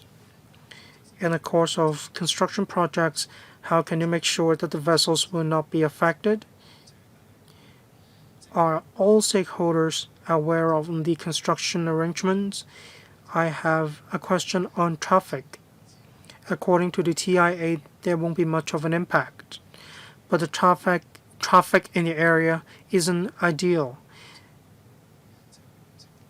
It goes past international schools, so are you going to improve the traffic arrangements? I'd like to ask the CEDD colleague to provide more information on what measures we will adopt in the course of construction. That includes liaison with stakeholders. Regarding the first question raised by member, after the expansion project, we are going to have an 11-hectare area for public mooring area. Will it be for yachts? First of all, for the public mooring area, as I understand, the Marine Department plans to let pleasure boats or pleasure vessels that are shorter, not for those that are as long as 20 to 30 meters long. This comes at a cost, and the funds will be transferred to the public coffers.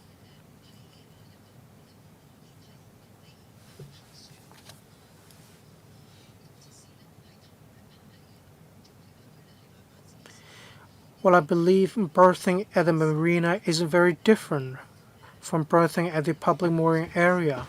There will be a club facility upon the commissioning of the project, and when vessels are berthed, the yachts can be refueled, and there will also be security facilities. All these facilities are not provided in the public mooring area. Just now, member also referred to traffic issues. There will be more vessels being berthed here, and there will also be residential areas. That is why we have already conducted a traffic impact assessment. Despite additional traffic volume and footfall,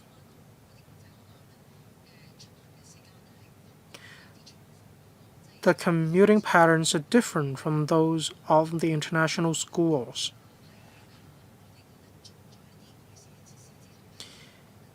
After the implementation of improvement measures, we believe the situation will be improved.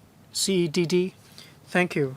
Regarding breakwaters, we are going to conduct the projects stage by stage.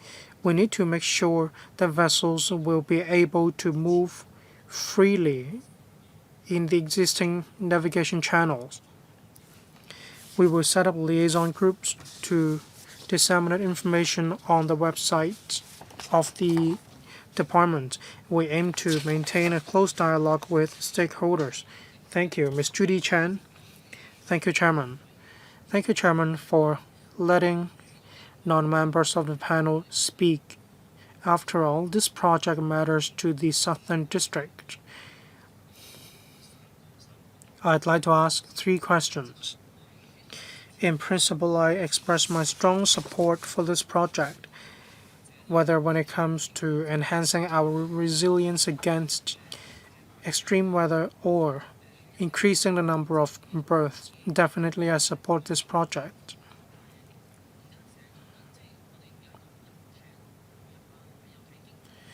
We oftentimes talk about blue and green tourism, yacht tourism, and yacht economy. We don't have all the pieces of puzzle of this image. Just now the PS referred to Yokwai Shan. It's quite steep It's quite dangerous. We need to consider whether we should develop this area.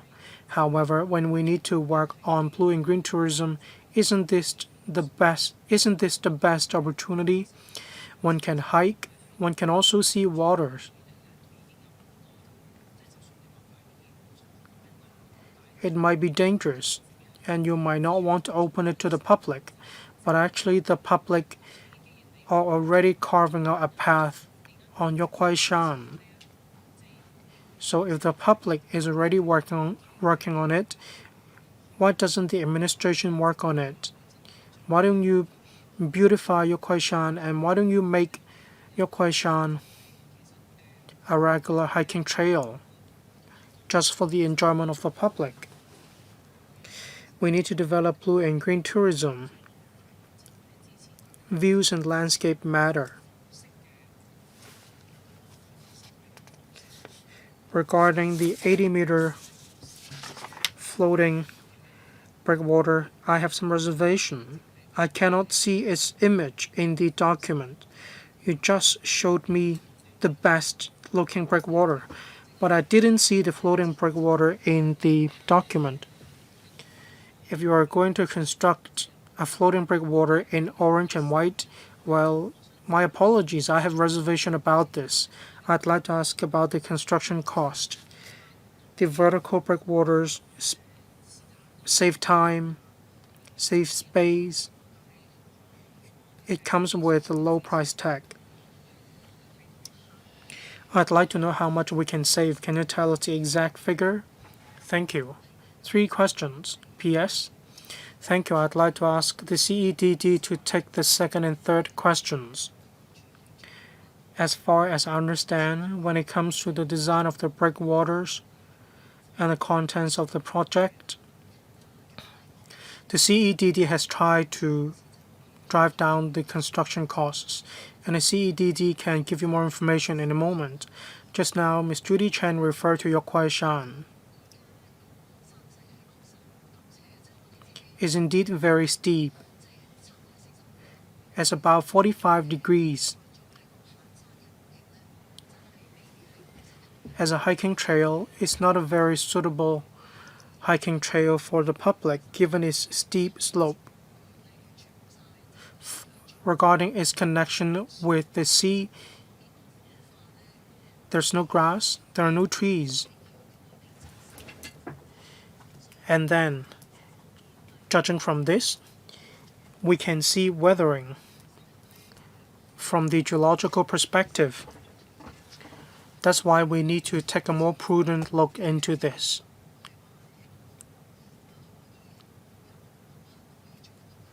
It might not be very doable at this stage, but we're willing to investigate whether we can really make it happen. I'd like to ask the CEDD to talk about the floating breakwater and how much money we can save. Thank you.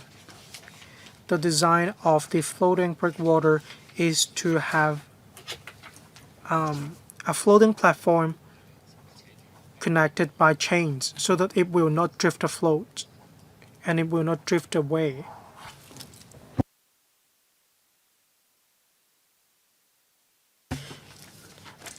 Let me put up some pictures about the pontoon on the screen. On the left bottom corner, you can see the pontoon. It's about 1 meter and it will not obstruct the view of the sea.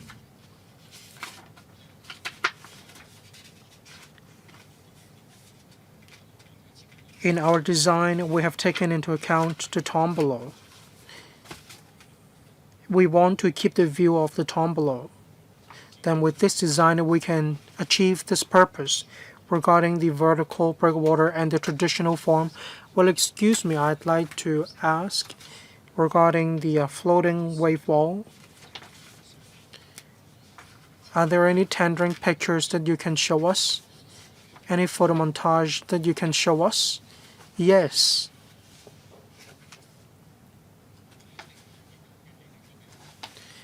in the Hailing Child Typhoon Shelter, we are adopting this design, and after the meeting, I can provide information to you after the meeting regarding the cost, vertical and conventional sloping breakwaters.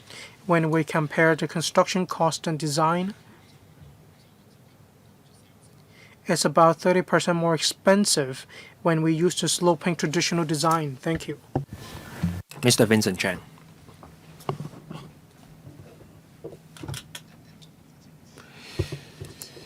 I support the expansion project for the Aberdeen Typhoon Shelter.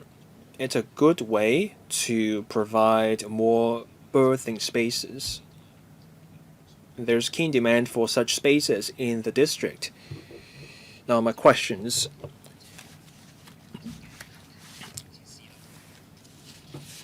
There are proposed public mooring space and berthing spaces. I want to get a sense of the numbers.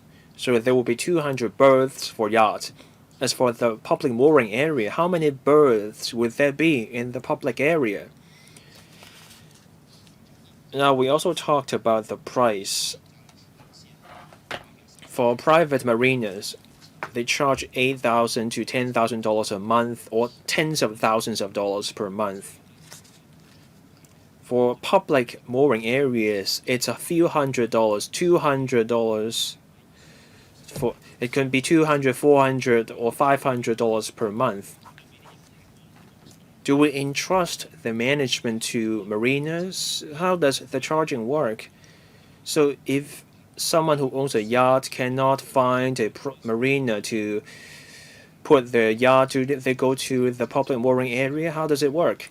Now, on the policy side of things, we all want to encourage the yacht economy. There were 12,500 pleasure boats.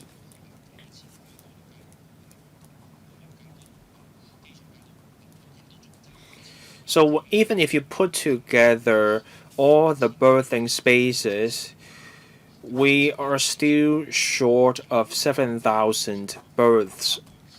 What do we do about the shortfall? Will we find other ways to expand the typhoon shelter? There are abandoned vessels in typhoon shelters. People wonder what's happening to those abandoned vessels. So will we take a holistic approach to such issue in places like To Kwa Wan? Permanent Secretary.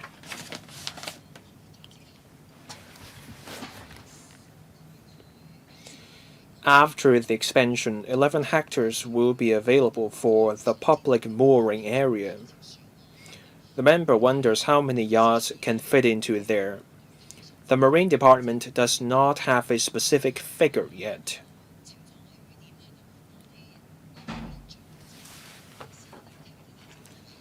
For private yachts, that will be 10 hectares.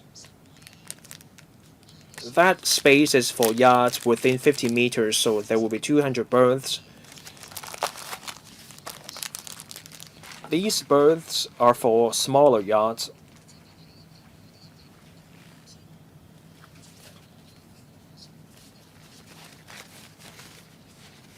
So the public mooring area will offer more berths than the private yacht. It depends on, of course, it depends on the kind of yachts or vessels that will be going to the public mooring area. The figures cited by the member are correct on securing berths in the public mooring area.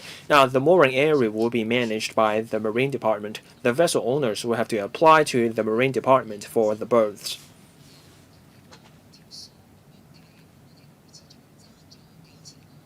Once you add all the berths together, we will still be short of thousands of berths. The position of the Marine Department is that berthing should be allowed in our water bodies as long as the vessels do not get in the way of the fairway. In other typhoon shelters, such as Kai-Tak and To Kwa Wan,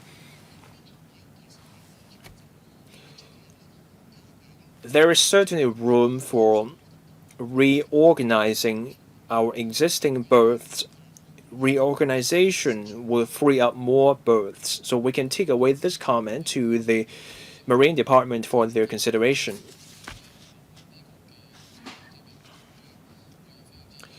The paper mentions revitalizing the Aberdeen Typhoon shelter. I support this, but I want to dig deeper about certain points.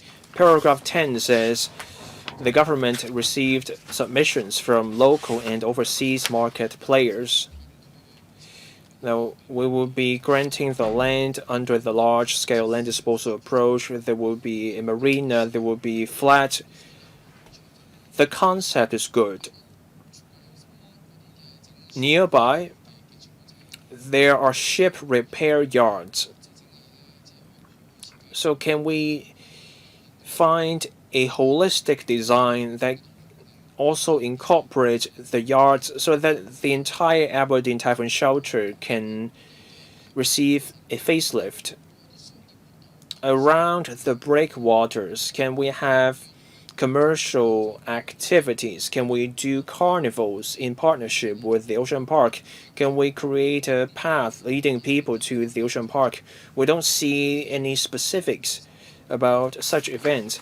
Now, on the public mooring area, I have a question similar to that raised by Mr. Cheng.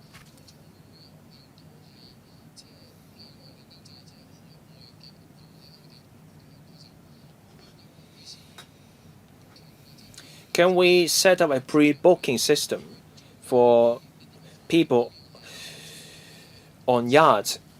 How do we prevent people from hogging the berths while we also increase the revenue for our coffers, especially over festivals? Permanent Secretary. There are shipyards nearby. The marina and the flat may affect the shipyards nearby in Po Chong Wan. Those shipyards are not for repairing entire vessels. Instead, those yards are about parts. A further merit of this development is for us to replan the area around Po Chong Wan. There will be a marina, there will be club facilities, and there will be flats. So that will help us address the issue of shipyards in Po Chong Wan. Now, on the new access on the crest of the eastern breakwater, what the ocean park can do, this will create room for the ocean park to consider what sort of commercial activity for them. We leave it up to the ocean park. So they have the facilities. How do they make the most of the crest of that breakwater to draw more visitors? We leave that to the ocean park.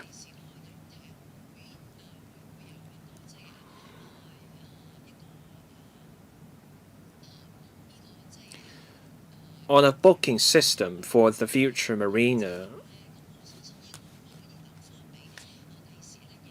we can leave this up to the future operator of the marina.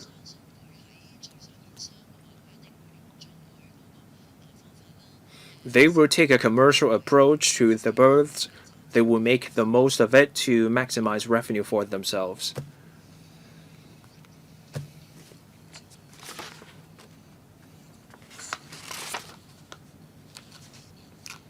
The paper mentions berths and marina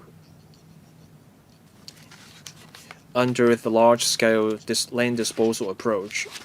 Now for Po Chong Wan,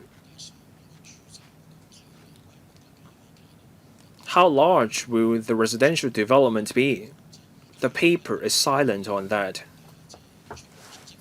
Do we have to wait till the information comes in from the market, or is the government flexible about this?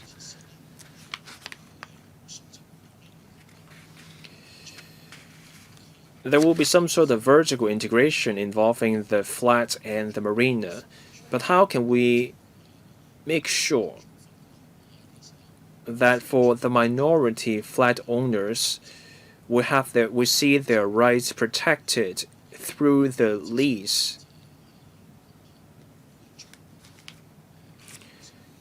When we draft the future lease, we will have to spell things clearly in terms of the rights and management responsibilities for the minority owners. Earlier this year, we briefed the market on the marina and the residential development.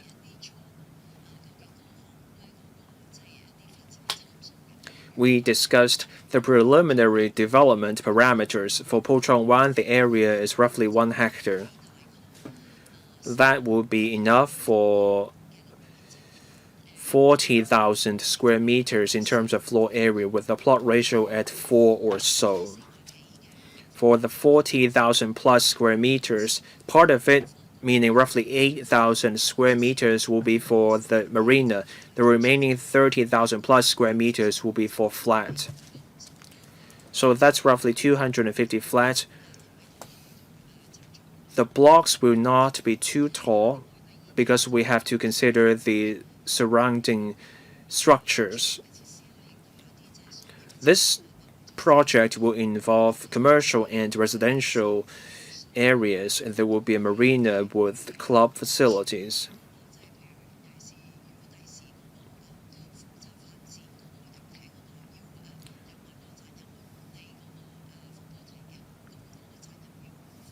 We have to be clear about the management responsibilities. For the breakwaters, the minority owners of the flats will not be responsible for managing the breakwaters, and that will be made clear in the lease and the deeds of mutual covenant. So my question for members is, do we support the submission of this Public Works proposal to the Public Works Subcommittee? If there's no objection, we endorse this. Thank you to the government officials who joined us for this item. Moving on to the next item. Public Works Project item number 4181CD, that's drainage improvement works in Eastern District. We now invite the officials to join us.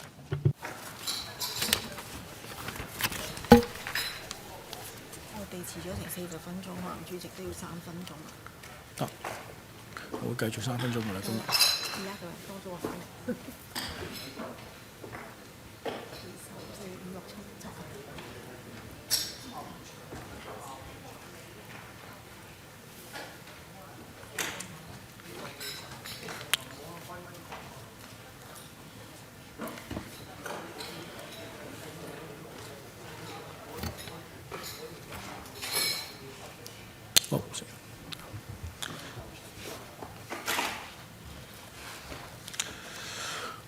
好， This item involves a funding proposal, so members please note that under Rule 83A of the Rules of Procedure, members with any direct or indirect pecuniary interest in the item should disclose the nature of such an interest before they speak. We welcome the officials joining us. I do not propose to read out their names one by one. Over to you, Under Secretary. Thank you. 依家 Members may press the request to speak button. So this is about a drainage improvement project. In recent years, the government has been taking forward drainage improvement works. 14 projects are ongoing.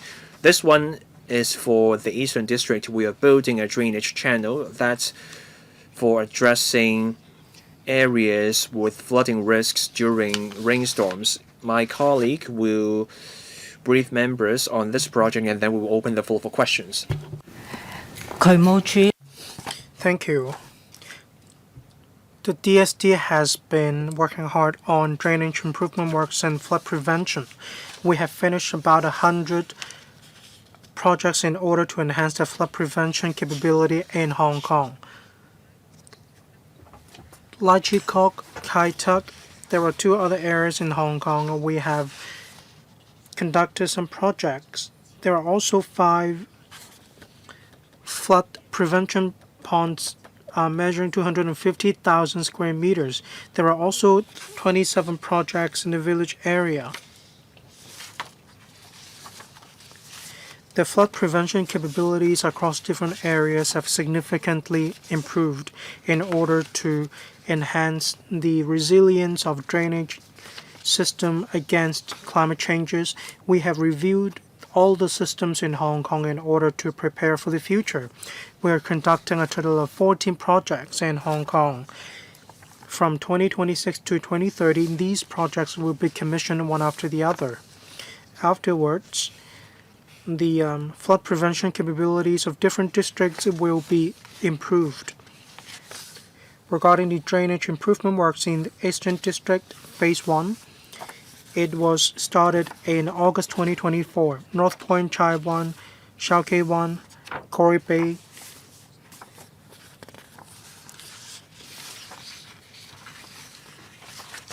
The project will be completed 3 years and a half later after the commissioning of the project.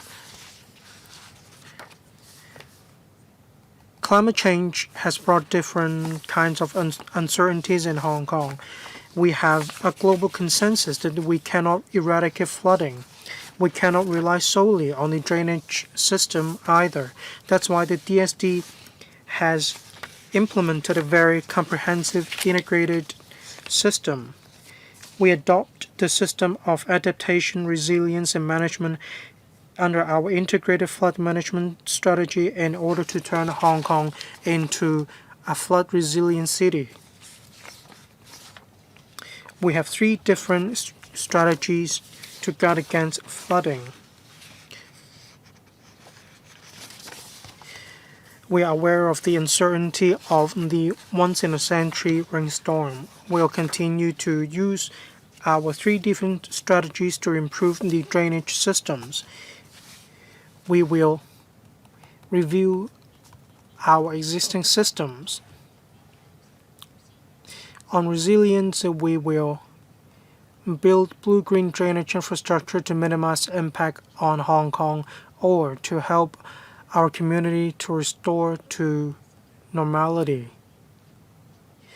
We want to reduce surface runoff in order to enhance the resilience of the city in the case of downpours. Automatic swift deployment adjustable, these are the strategies we adopt. Whenever we forecast any torrential downpours, we send emergency response teams for patrol. We will patrol 240 spots subject to flooding. After the torrential rainfall in 2023, we increased the number of emergency response teams from 70 to 200. Regarding depot, we have increased this number from 13 to over 30. We all can see the effectiveness of these measures. We have also adopted innovative technologies to enhance our resilience against flooding. We adopt the AI flooding monitoring system to monitor the risks of flooding. We have also used the mosaic model map, that is M3, under our flood risk visualization system. We have devised a series of robots. They can enhance the efficiency of the department, and they can also reduce the hazards caused to frontline workers. We can better protect them. We have updated our stormwater drainage manual.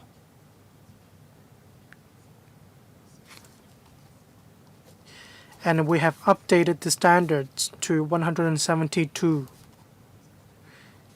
That is higher than the record seen last year, that was 150. We need the support of the public as well as stakeholders. We want to enhance public awareness of risks of flooding. We need to help members of the public to stay vigilant to flooding risks.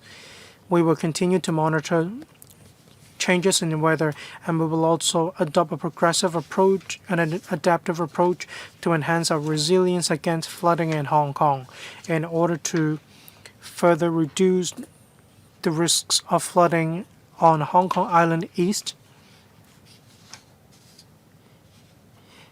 we propose the following.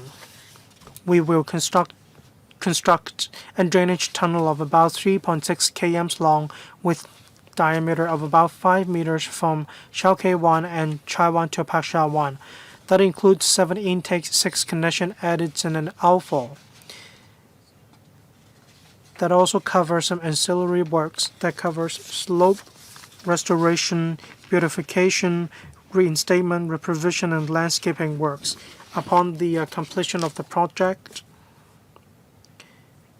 we will see an improvement in flood discharge. In the case of torrential downpours, rainwater in the upstream will be diverted into the drainage tunnel to Pak Sha 1 and Lei Yu Mun. The stormwater runoff in the upstream will be intercepted, and this will ease the pressure on the downstream areas. By so doing, we can minimize the area in which we need to lay the pipes, and this will also minimize impact on traffic as well as public nuisance. We can effectively solve the problem of flooding in the low-lying areas or in the low-stream areas. We will try to reinstate the area in order to minimize impact on the surrounding environment. In the course of the project, Eldridge Park Playground, Chai Wan Road Playground will be closed temporarily. Afterwards, we will reinstate the child play facilities for the public. We have already conducted consultation with the District Facilities and Works Committee under the Eastern District Council. They express support. We expect that the project will be completed in around 5 years, and the estimated cost of the works is $2.9523 billion in money of the day prices. As the next step, we will consult the Public Works Subcommittee for consideration in the second quarter of this year. Then we will seek funding approval from the Finance Committee in the third quarter this year. We expect to start our works in Q3 this year. Thank you. That concludes my introduction. 6 members have pressed the button to request to speak. They are Ms. Elaine Chick, Mr. Lee Chen Kang, Mr. Yu Ming, Ms. Christine Fong, Mr. Aaron Bok, and Mr. Lam Chen Sing. 4 minutes each. Questions and answers included. Ms. Chick, please. Thank you. I'd like to refer to paragraph 12 of the paper. That is about the new drainage channel. We want to intercept rainwater in the upstream area in order to reduce the pressure in the midstream and low-stream areas or the downstream areas. We want to minimize flood risks in the downstream areas. In Chai Wan, relevant improvement works have been conducted to improve the locality. Regarding the intakes, I believe we can improve the flood prevention capabilities in the southwest areas of Chai Wan. In Chai Wan, we have seen surface runoff.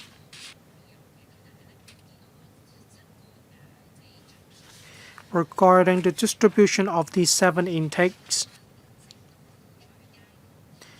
that doesn't cover Huchu Street, Lin Cheng Street.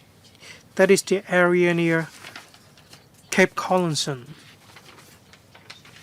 I'm not sure whether the 7 intakes under our project can intercept the rainwater so that the runoff issues will be addressed. If not, will connections be reserved in order to add more intakes to cover the areas I mentioned above? Thank you. Thank you, Ms. Check, for your questions.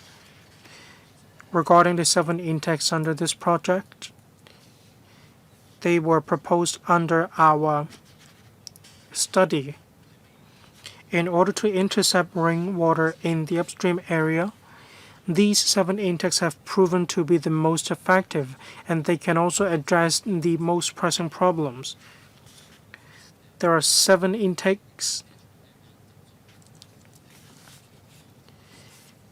but the catchment area, it's about 200 hectares, close to 300 hectares. Regarding the downstream area, it's about 260 hectares. The 7 intakes work hand in hand with other drainage channels and connection adits. So when it comes to the area near Cape Collison, definitely it is one of our protection areas. It may not necessarily have to do with runoff. Let's take a look at the flooding cases in 2025. Over half of these cases had to do with the blockage of the drains. We need to meet the requirements of downpours seen once in every 200 years. We also send emergency response teams to areas subject to flooding. Whenever we identify an issue, we send such teams to the area within 1 to 2 hours. Thank you. Mr. Michael Lee. Thank you. I support this project. I served the Eastern District while I was a district councillor. When it comes to the roundabout in Taiwan, it was prone to flooding problems seen once in 100 or 200 years. Can you provide us with some figures? How much precipitation in mm can we withstand?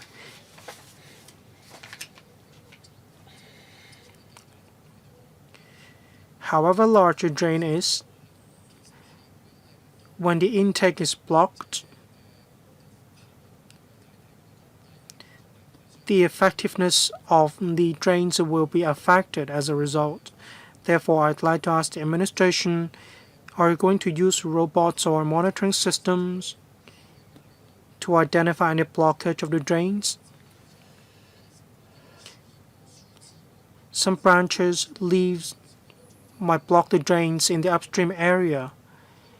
It might be dangerous to send the teams when there is heavy downpours. You can clear the drains before the downpours. The once in 200 years rainfall is our standard, but in fact, our drains can withstand downpour as serious as 172 mm per hour. For black rainstorm warning, the standard is 70. And for the downpour on the 7th of September 2023, the downpour was as serious as 151 mm per hour. Actually, Memberson view coincides with ours. How can we use technology to reduce the risks of flooding? We use the M3 model to identify flooding risks. This way, we can work faster to address the situation. We can reduce the flooding risks, or we can ameliorate the situation as soon as possible. Any follow-up? No, Mr. Yuming, please. Thank you. Thank you, Chairman. Of course, I support drainage improvement works. In the past few years, we have seen Taiwan subject to once in 200 years downpour. Therefore, we need to waste no time in improving drainage works in Eastern District. In paragraph 12, we can see that the proposed drainage system will intercept the upstream stormwater runoff to the proposed drainage tunnel for direct discharge in the sea in Pasha 1. Would this give rise to yet another flooding black spot? How will you evaluate the situation in that area? Just now, a member referred to blockage of intakes. In the Northern District, the drains need to be cleared on a regular basis in order to clear the mud or the sludge in that area? How can we make sure that the situation is taken care of well? Will there be real-time sensors? This will allow branches, sludge, mud to be cleared whenever there is a downpour. Thank you. 兩個問題，第一個問題 So, two questions. First, the outfalls, whether there will be an impact. And how do we make sure there's no blockage in the drainage system? Now, the first question. We have 3 outfalls discharging into the sea: Island East, Island West, Kowloon East, New Territories East. On the Hong Kong Island, you have an outfall at Bel Air. For Island East,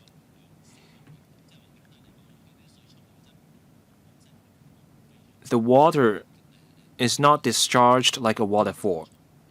The velocity will be 1 to 2 meters. It's also 100 meters away from the nearest fairway. We have consulted the Marine Department. We asked whether the outfall will affect the flow, will affect the ships. So that's fine. There will be no impact. The Drainage Services Department is also using new technology. There will be tracks within the channel so that robots can be used to repair and maintain the channels. For the 7 intakes, there are also filtering facilities to make sure that the rubbish is screened out. During the dry season, we also clear the drains. When needed, we send in vehicles to clear the drains to make sure there's no blockage. Ms. Christine Fong. I support this project. So this is for Island East, involving roughly $2.9 billion. There are different intakes involving the upstream and downstream areas. The government mentioned this model. They did an analysis on the catchment area. So for this project, it would cover 200 to 300 hectares.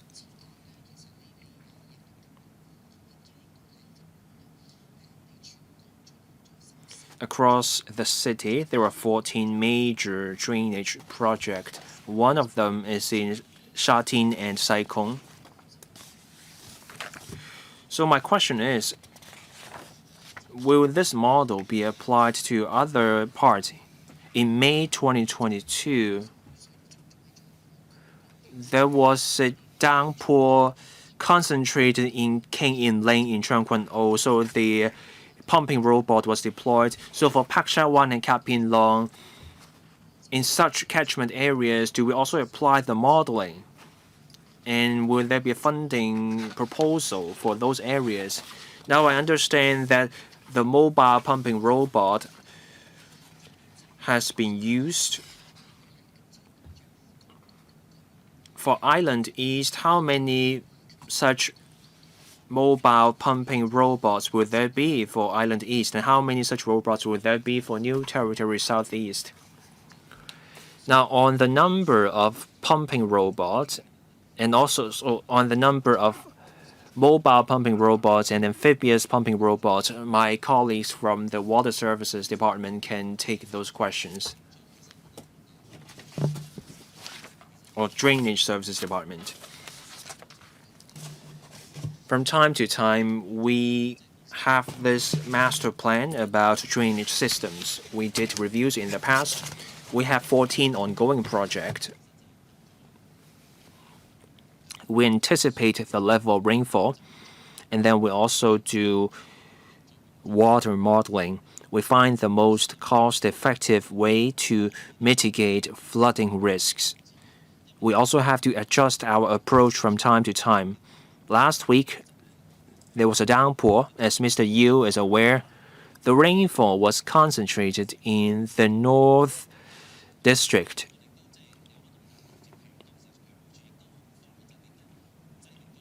At that time, the Drainage Services Department came up with short-term, medium-term, and long-term solutions to the flooding in Taco Lane. So we have this water modeling, which informs our plan. We also adjust our approach based on the situation. We have drainage improvement projects. We also have emergency response. That's why we have the mobile and the amphibious pumping robots. My DSD colleagues can tell us more about the figures. Across the city, we have 14 robots. 10 are mobile. The remaining 4 are amphibious. We look at the past flooding records and the risks. We have deployed these powerful pumping robots in different parts of the city. On Hong Kong Island, we deployed the robots in 2 locations. In Shai Wan and Sai Wan, there was flooding. The other robot is deployed at the roundabout in Chai Wan. The deployment may change from time to time. After every rainstorm, we take stock of the rainstorm and then reassess where we put the robots. Mr. Aaron Bok. I forgot to declare my interest. I'm the director of a consultant firm. I'm also the independent non-executive director of 2 engineering companies. I support this project. So this time we're talking about a drainage channel 5 meters in diameter, 3.6 meters in length. It's $2.9 billion.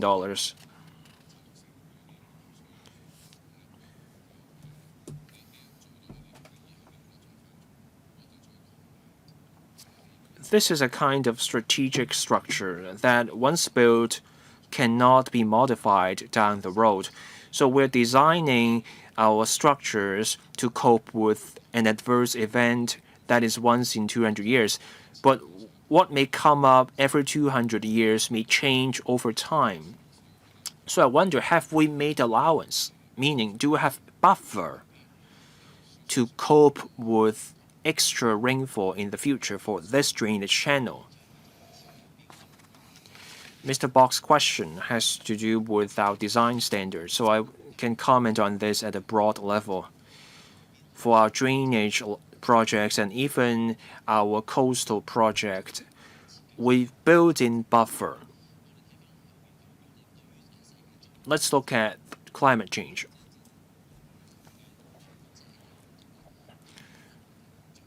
Greenhouse gases will have an impact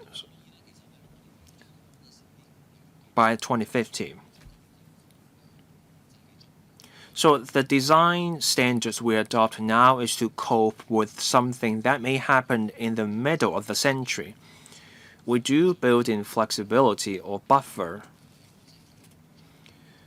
so that when global warming worsens, we will be able to cope with the adverse weather. We adopt a design that can allow us to cope with an event that's once in 200 years. We will be able to cope with 172 millimeters of rainfall per hour. Back in 2023, on the 7th of September, the rainfall was 151 point something millimeters per hour. So for our infrastructure, especially strategic infrastructure, we have built in buffer. For any further changes, that will warrant a dynamic approach.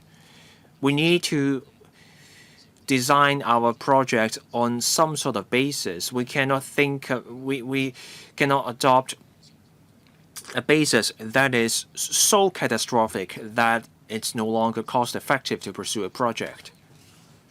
We can make allowance for a breakwater by building further up. But when you build an underground drainage channel, you cannot expand that channel once you have built it. So we will have to allow room for expansion.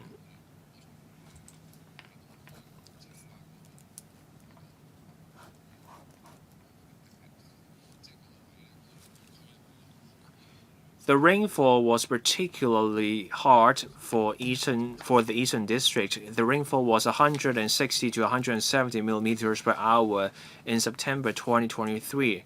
So that was then. That means the downpour may be even worse in the future. Even if you build a channel that is even half a meter bigger in the diameter, that may cost a bit more, but that will go a long way towards mitigating the risk. Our design capacity is 172 millimeters per hour. There's buffer built into the design to cope with something that may happen in mid-century. Now, what do we do if there's a huge change down the road? There is a way for us to deal with that. We have retention pools.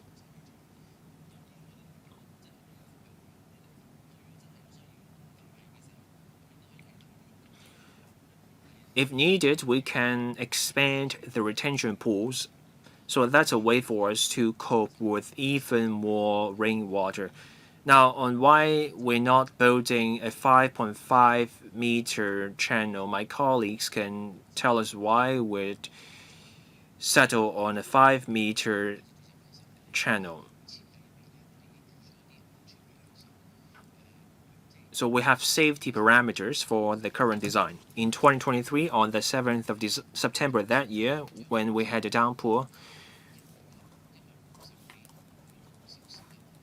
we increased the design parameter from 150 plus millimeters to 172 millimeters. We are adopting this new standard, meaning a rainstorm once in 200 years, 172 millimeters per hour, that can help us cope with the requirements up to 2050. What about the rest of the century? What will the climate change at that point mean for our drainage systems? Will our drainage channel be overwhelmed? We have safety margins built into the design. From the beginning to the middle of the century, our design manual allows for a 10% increase in the rainfall.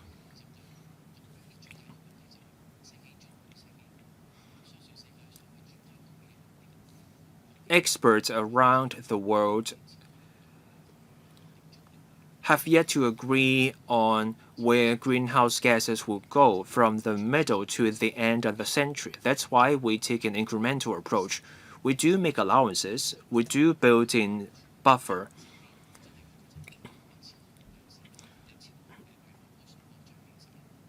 So that when greenhouse gas levels hit a very high level, we will be able to cope. Mr. Lam Chun-sing. The Undersecretary mentioned flood retention pools. In the northern metropolis, there is land formation. They also built flood retention pools. Building that is easier in new development areas. It's different in older districts such as Island East. The underground conditions are complex, so building is tougher. But does that mean we cannot build bigger flood retention facilities? If building cannot be done,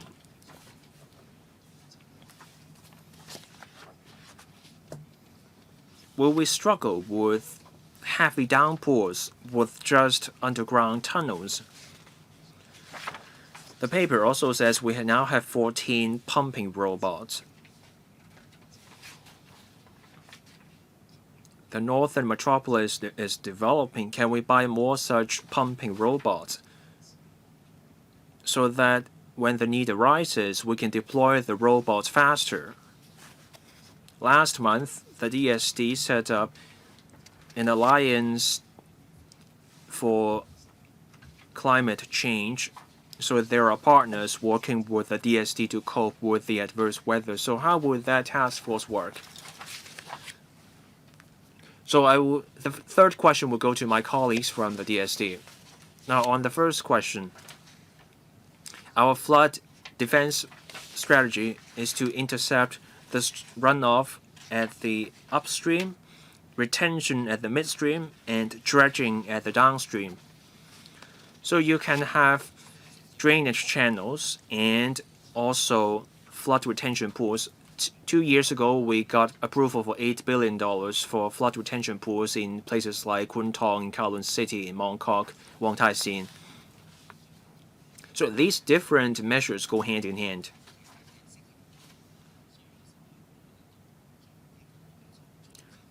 Where appropriate, we also built flood retention robots.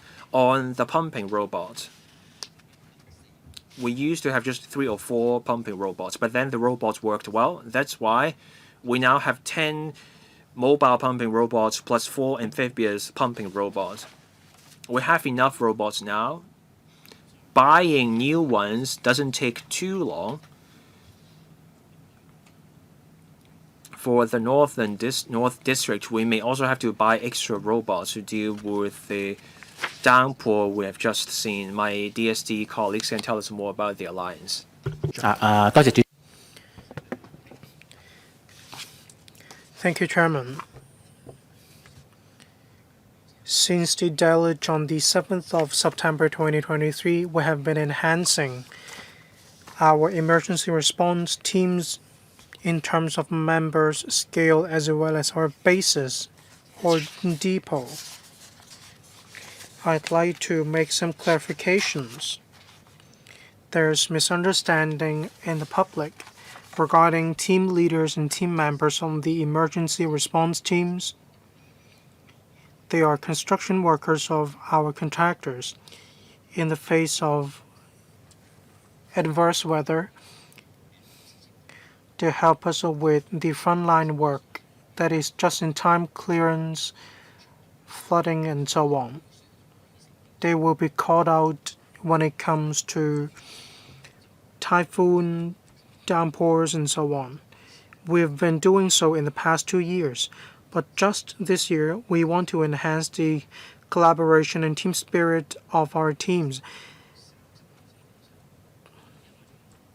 So we have a total of 30 contractors. There are over 200 emergency response teams. They aren't government civil servants. They are actually construction workers engaged by contractors. They help Hong Kong with just-in-time clearance as well as flooding efforts. This is what the public needs to know. These 200 teams work on a part-time basis. It is not the case that they have nothing to do. At 3 or 4 o'clock in the small hours of a day, they may be called out and they will have to work for a few hours. It all depends on the duration of the rain. That's why we have an alliance. But in fact, in the past few years, we have been doing so. Thank you. Ms. Julia Lau, I'd like to ask some questions.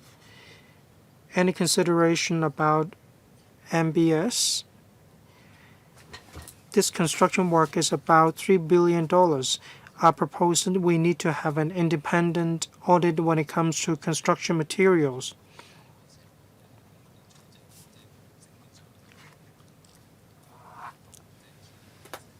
Thank you. Our teams comprise different professionals. I'd like to ask the DSD to give you more information. I believe Ms. Lau wants to know whether nature-based solutions are used. Most of these tunnels are underground, so we may not use nature-based solutions as much. However, when it comes to the outtakes, we want them to be in harmony with nature. We don't want them to stick out like a sore thumb. That's why we have adopted nature-based solutions. I'd like to ask the DST to give you more information about the recruitment of quality surveyors. Mainly, we use excavators to conduct works in relation to tunnels. It's not very complex, so we may not have to engage independent quantity surveyors. to conduct independent audits. But we do have contractors, and we do conduct such within our departments. It is just the case that we do not need to engage independent auditors or surveyors to do so. Thank you, Ms. Lau. Any follow-up? This project costs about $3 billion. We should have an independent audit, not just an ordinary service provided by the department. We need more than an ordinary one. Well, we act as a very strict gatekeeper. Our department plays a very strict role in this regard. We understand this has to do with much public fund, so we will tread very cautiously. I'm aware that MBS are used. Thank you. Dr. Ben Chen. Thank you, Chairman. I agree with the drainage tunnels. 2 decades ago, in Chunwan, there was a stormwater tunnel. Chunwan hasn't had any flooding ever since. In the past, there was flooding in Chunwan, and there were multiple cases of flooding in the past. But in the recent 2 decades, I didn't see any flooding. This shows the effectiveness of a drainage tunnel. We need to pay particular attention to the intakes, as well as the amount of rainfall intercepted. If the interceptor is placed in a too low position and you intercept any water, it will affect the ecology of that system. Take the tunnel in Chunwan as an example. If you place the intake in a too low position, then all water will be intercepted, whether it's rainstorm or not.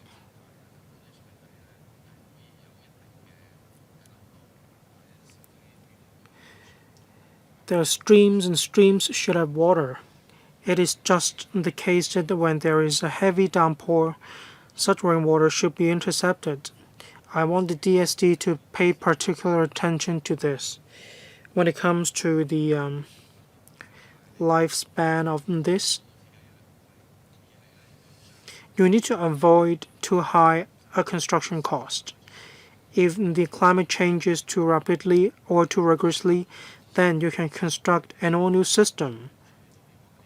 However, if the lifespan is expected to be too long at present, it might not be ideal. That's why we need to strike a balance between money and needs.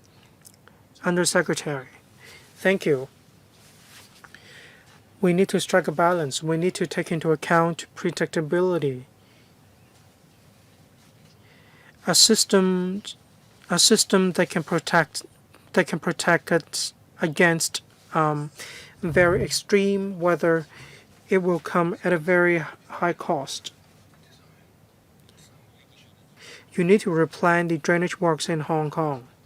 We do conduct overall planning and study on the drainage systems all over Hong Kong.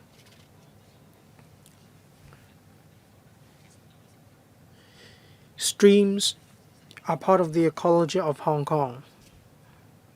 We will conduct detailed designs, and I believe our works team will pay attention to what Dr. Ben Chen has just now said. Thank you. That is the end of this agenda item. I'd like to ask members whether you support the submission of this Public Works proposal to the Public Works Subcommittee. Agreed? Yes. Thank you. Let us move on to the next agenda item. Thank you, government officials of the previous agenda item. Let's move on to the next agenda item.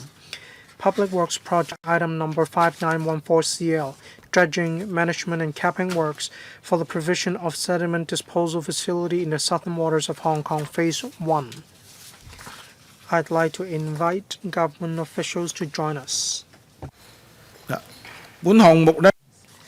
This agenda item involves a funding proposal in accordance with paragraph 83A of the Rules of Procedure. If members have any direct or indirect pecuniary interest in the item under discussion, members need to declare the nature of the relevant interest before you speak.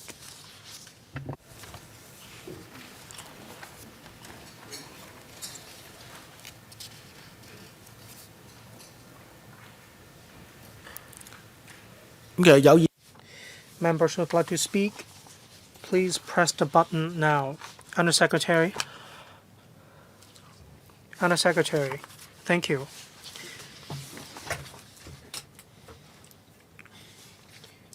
Hong Kong has a lot of drainage channels. When it comes to infrastructure in Hong Kong, we need to conduct dredging. Not all of them constitute pollution, and the methods to handle different types of these materials are different.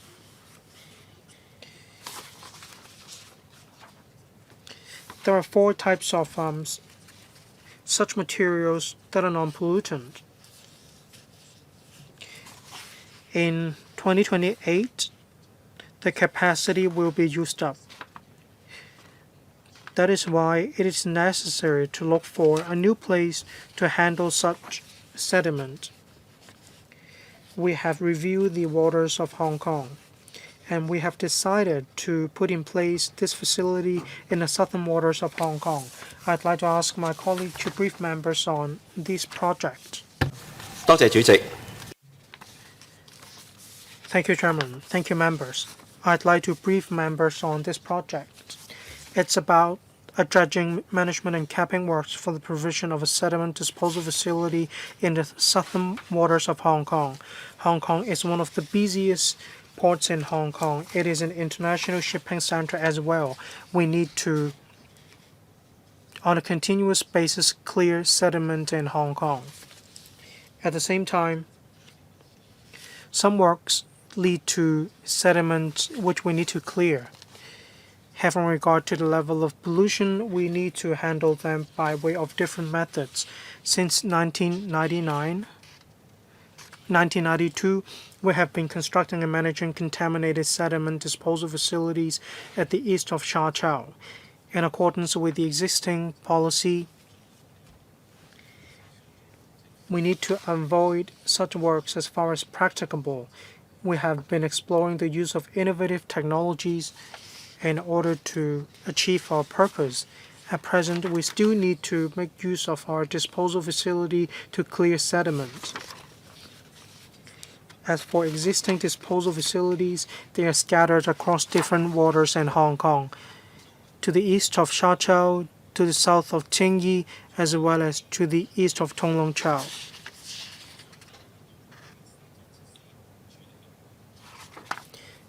We handled sediment in different spots as mentioned. The one will reach saturation point in 28. This is why we need to construct new facilities in order to meet future demands.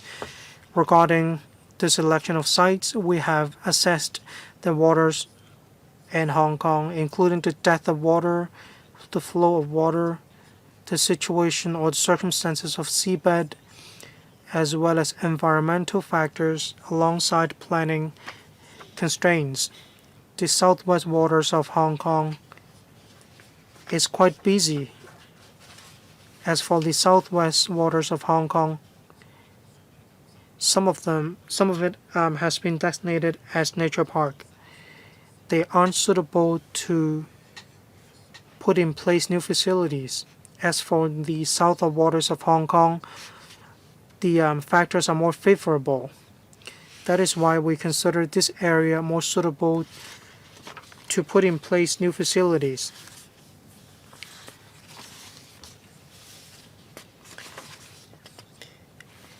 We recommend having 2 independent mud pits, and these will be used for 10 years each, and the total cost will be about $680 million. We construct mud pits, and after excavation, having regard to the actual circumstances, We will use natural materials to cover the pit, at least by 3 meters deep, in order to reinstate the seabed. We have already conducted the environmental impact assessment to look into the areas of ecology and fisheries to make sure that the works will meet the EIA requirements. At the stage of operation and construction, we appoint assessors and assessor teams to conduct assessments. The monitoring report will be uploaded onto the website for the public's information. The public can check the relevant information on the website. 整體施工速度 The construction will happen in phases. We will keep track of the progress. We will put in controls for the mud. We will also put in place site construction measures.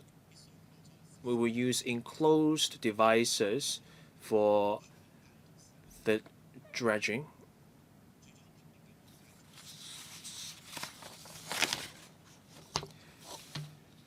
We will also select fish fry for restocking, and that will involve fry of commercial value.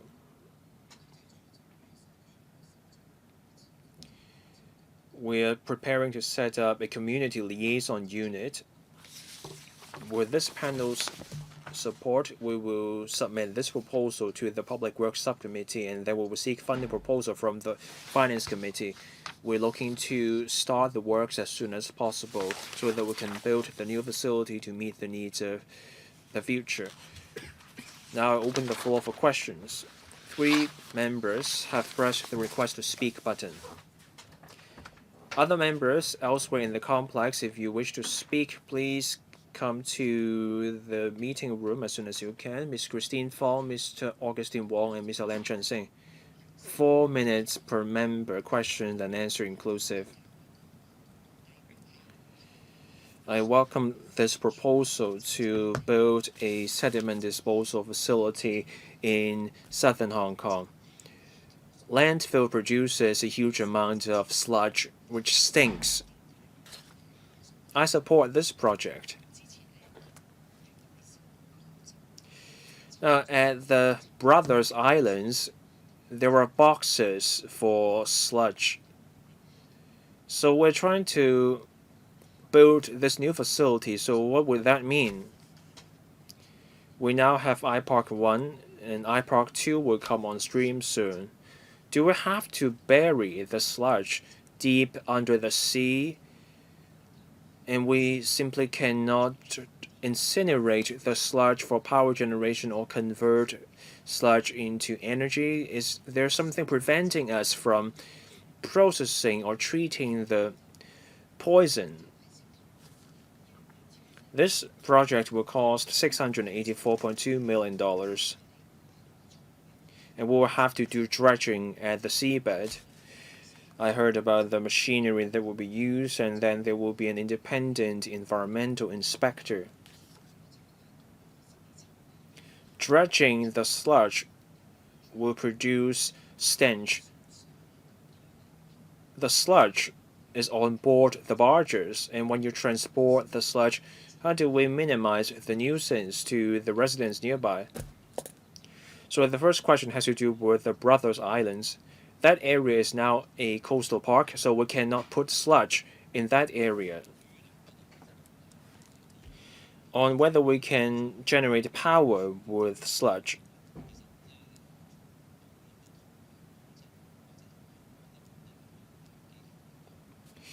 Government departments have also explored with parties from Guangzhou ideas such as turning sludge into concrete. But sludge is wet and it contains heavy metal. To dry the sludge, it will cost 4 or 5 times as much, and you also need space for the equipment to turn the sludge into concrete.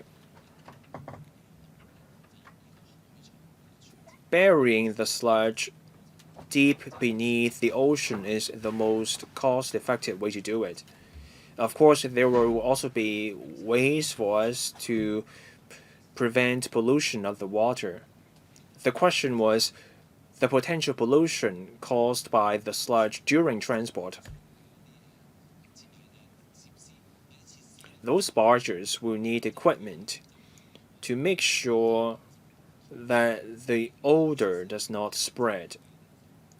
There will also be restrictions on where the barges can go so that the sludge will go into the pit.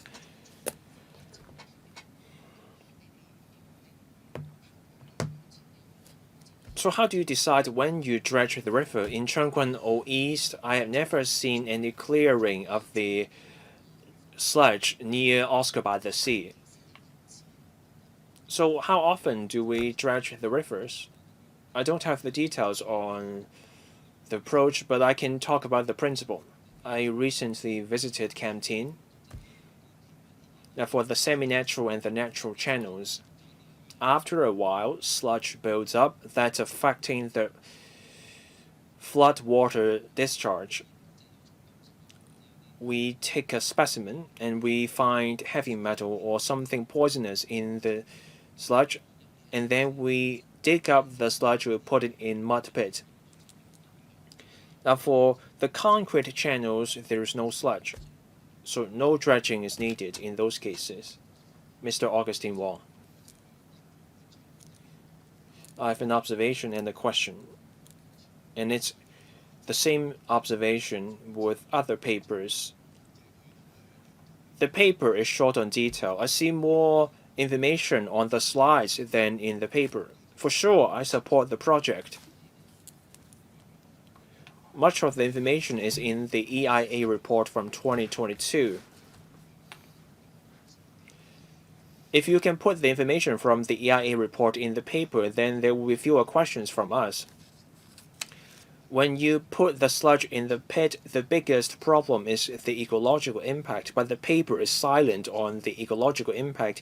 The EIA report is detailed on the impact on the fish, on other aspects. The information is there already. So can we have more detail in future papers? That will save us time in asking questions.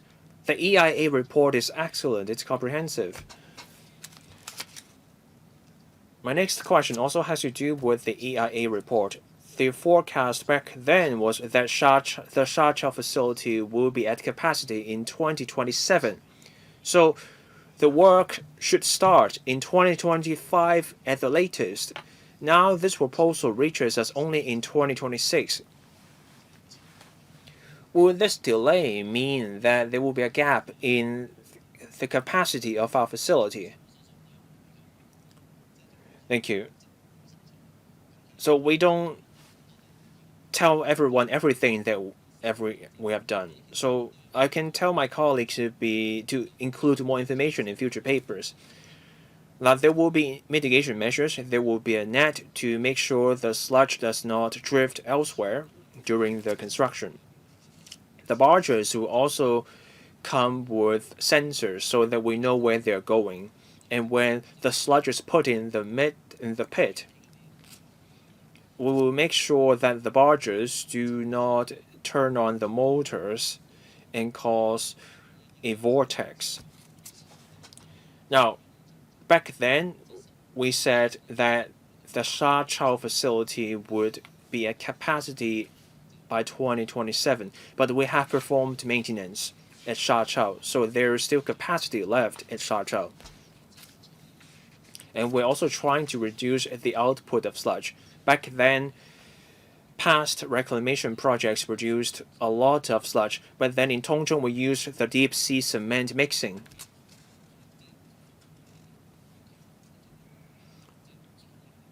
So we reduced the sludge output, and we also performed maintenance at Shachao, so Shachao will last until 2028. In the future, we will continue to limit the output of sludge so that the mud pits can last longer. The previous EIA report says that we really have no choice because the government has thought through all the options for dealing with the sludge. If you had told us all the details, then we would be able to dispose of this item sooner, Mr. Lam Chun-sing. The paper says the cost will cover subsequent monitoring programs. So that's for the water quality and ecological restoration. We need the monitoring to get to the substance. Many years ago, we were talking about the third runway, so we decided to set up a coastal park as a compensation. That coastal park was supposed to help us monitor the dolphin population. So for this environmental monitoring and audit program, how would this work?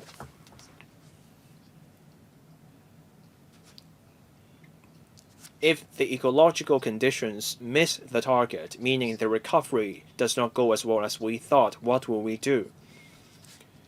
Since we will be putting fish fry in the area, if the fish population is affected, would there be subsequent support for the fishermen affected?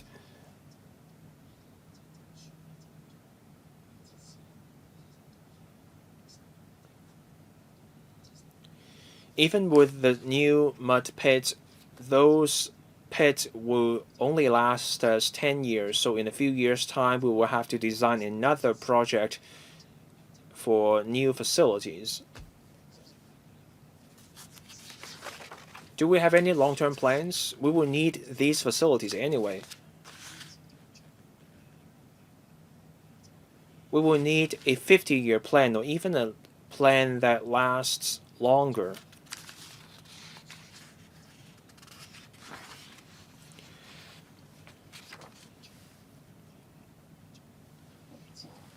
A long-term solution is needed because these facilities are essential. If we plan and build ahead of time, we may be able to save money. So, do we have an even longer-term plan? Thank you. We have done all the planning. We have identified 7 mud pits in our southern waters. This is reflected in the paper. The 2 mud pits will last us 10 years. The plan is there. We want to minimize the impact. So we will let things go, let things run. We have the plans in place, and if needed, we can get started with the preparations for the new mud pit. We simply want to take things forward in an orderly way. The first question has to do with monitoring. This area of the sea is not a sensitive area.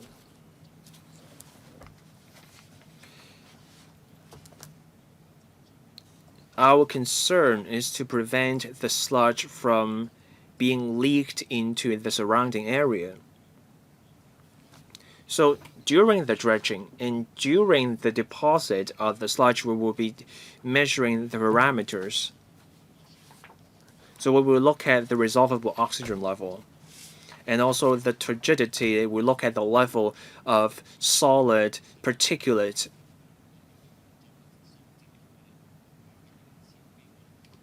If the operational figures exceed the limit we set, we will take action. And if things get even worse, we will suspend the operation to sort things out. We will also monitor the ecological conditions, even though I said this area is not of high ecological value. There will be monitoring to minimize the impact. What about support for fishermen?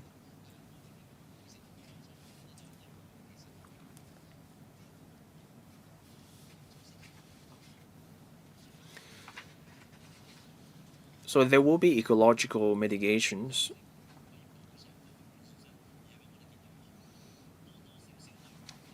Since this project will have some sort of impact on fishermen, we want to take this opportunity to enrich the fishing stock. That's why we propose putting fish fry there. So putting the fish fry is not meant as compensation. Instead, putting the fish fry is supposed to be an enhancement. Mr. Yu Ming. Land is at a premium in Hong Kong.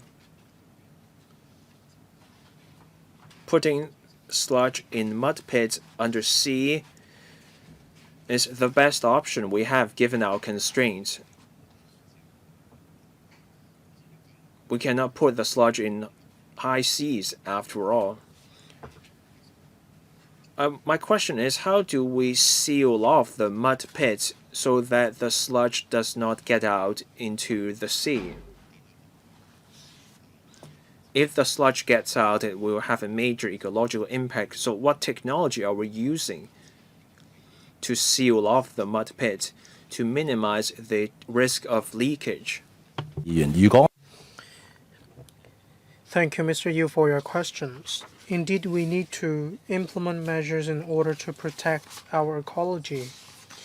For the east of Sha Chao, the facility has been running for 2 to 3 decades. There have been no complaints from fishermen. We haven't identified any deterioration of water quality either.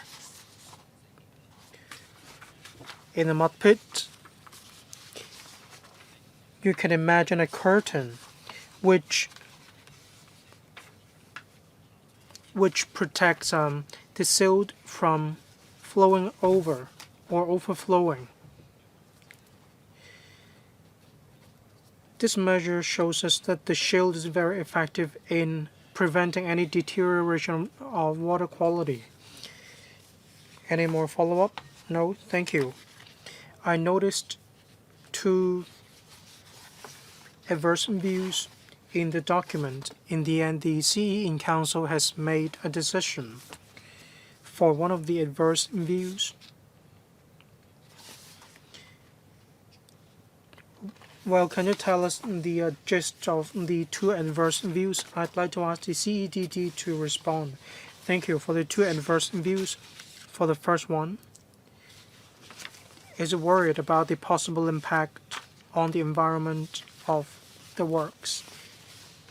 They are concerned about the choice of location. They are also concerned whether silt or sludge can be handled by another means. We have already reviewed the adverse views and we have let them know what we have done. We have already conducted an EIA, we have conducted assessments, and we found that the impact to be short-term. That is, after the works, we will restore the ecology. Regarding the selection of the sites,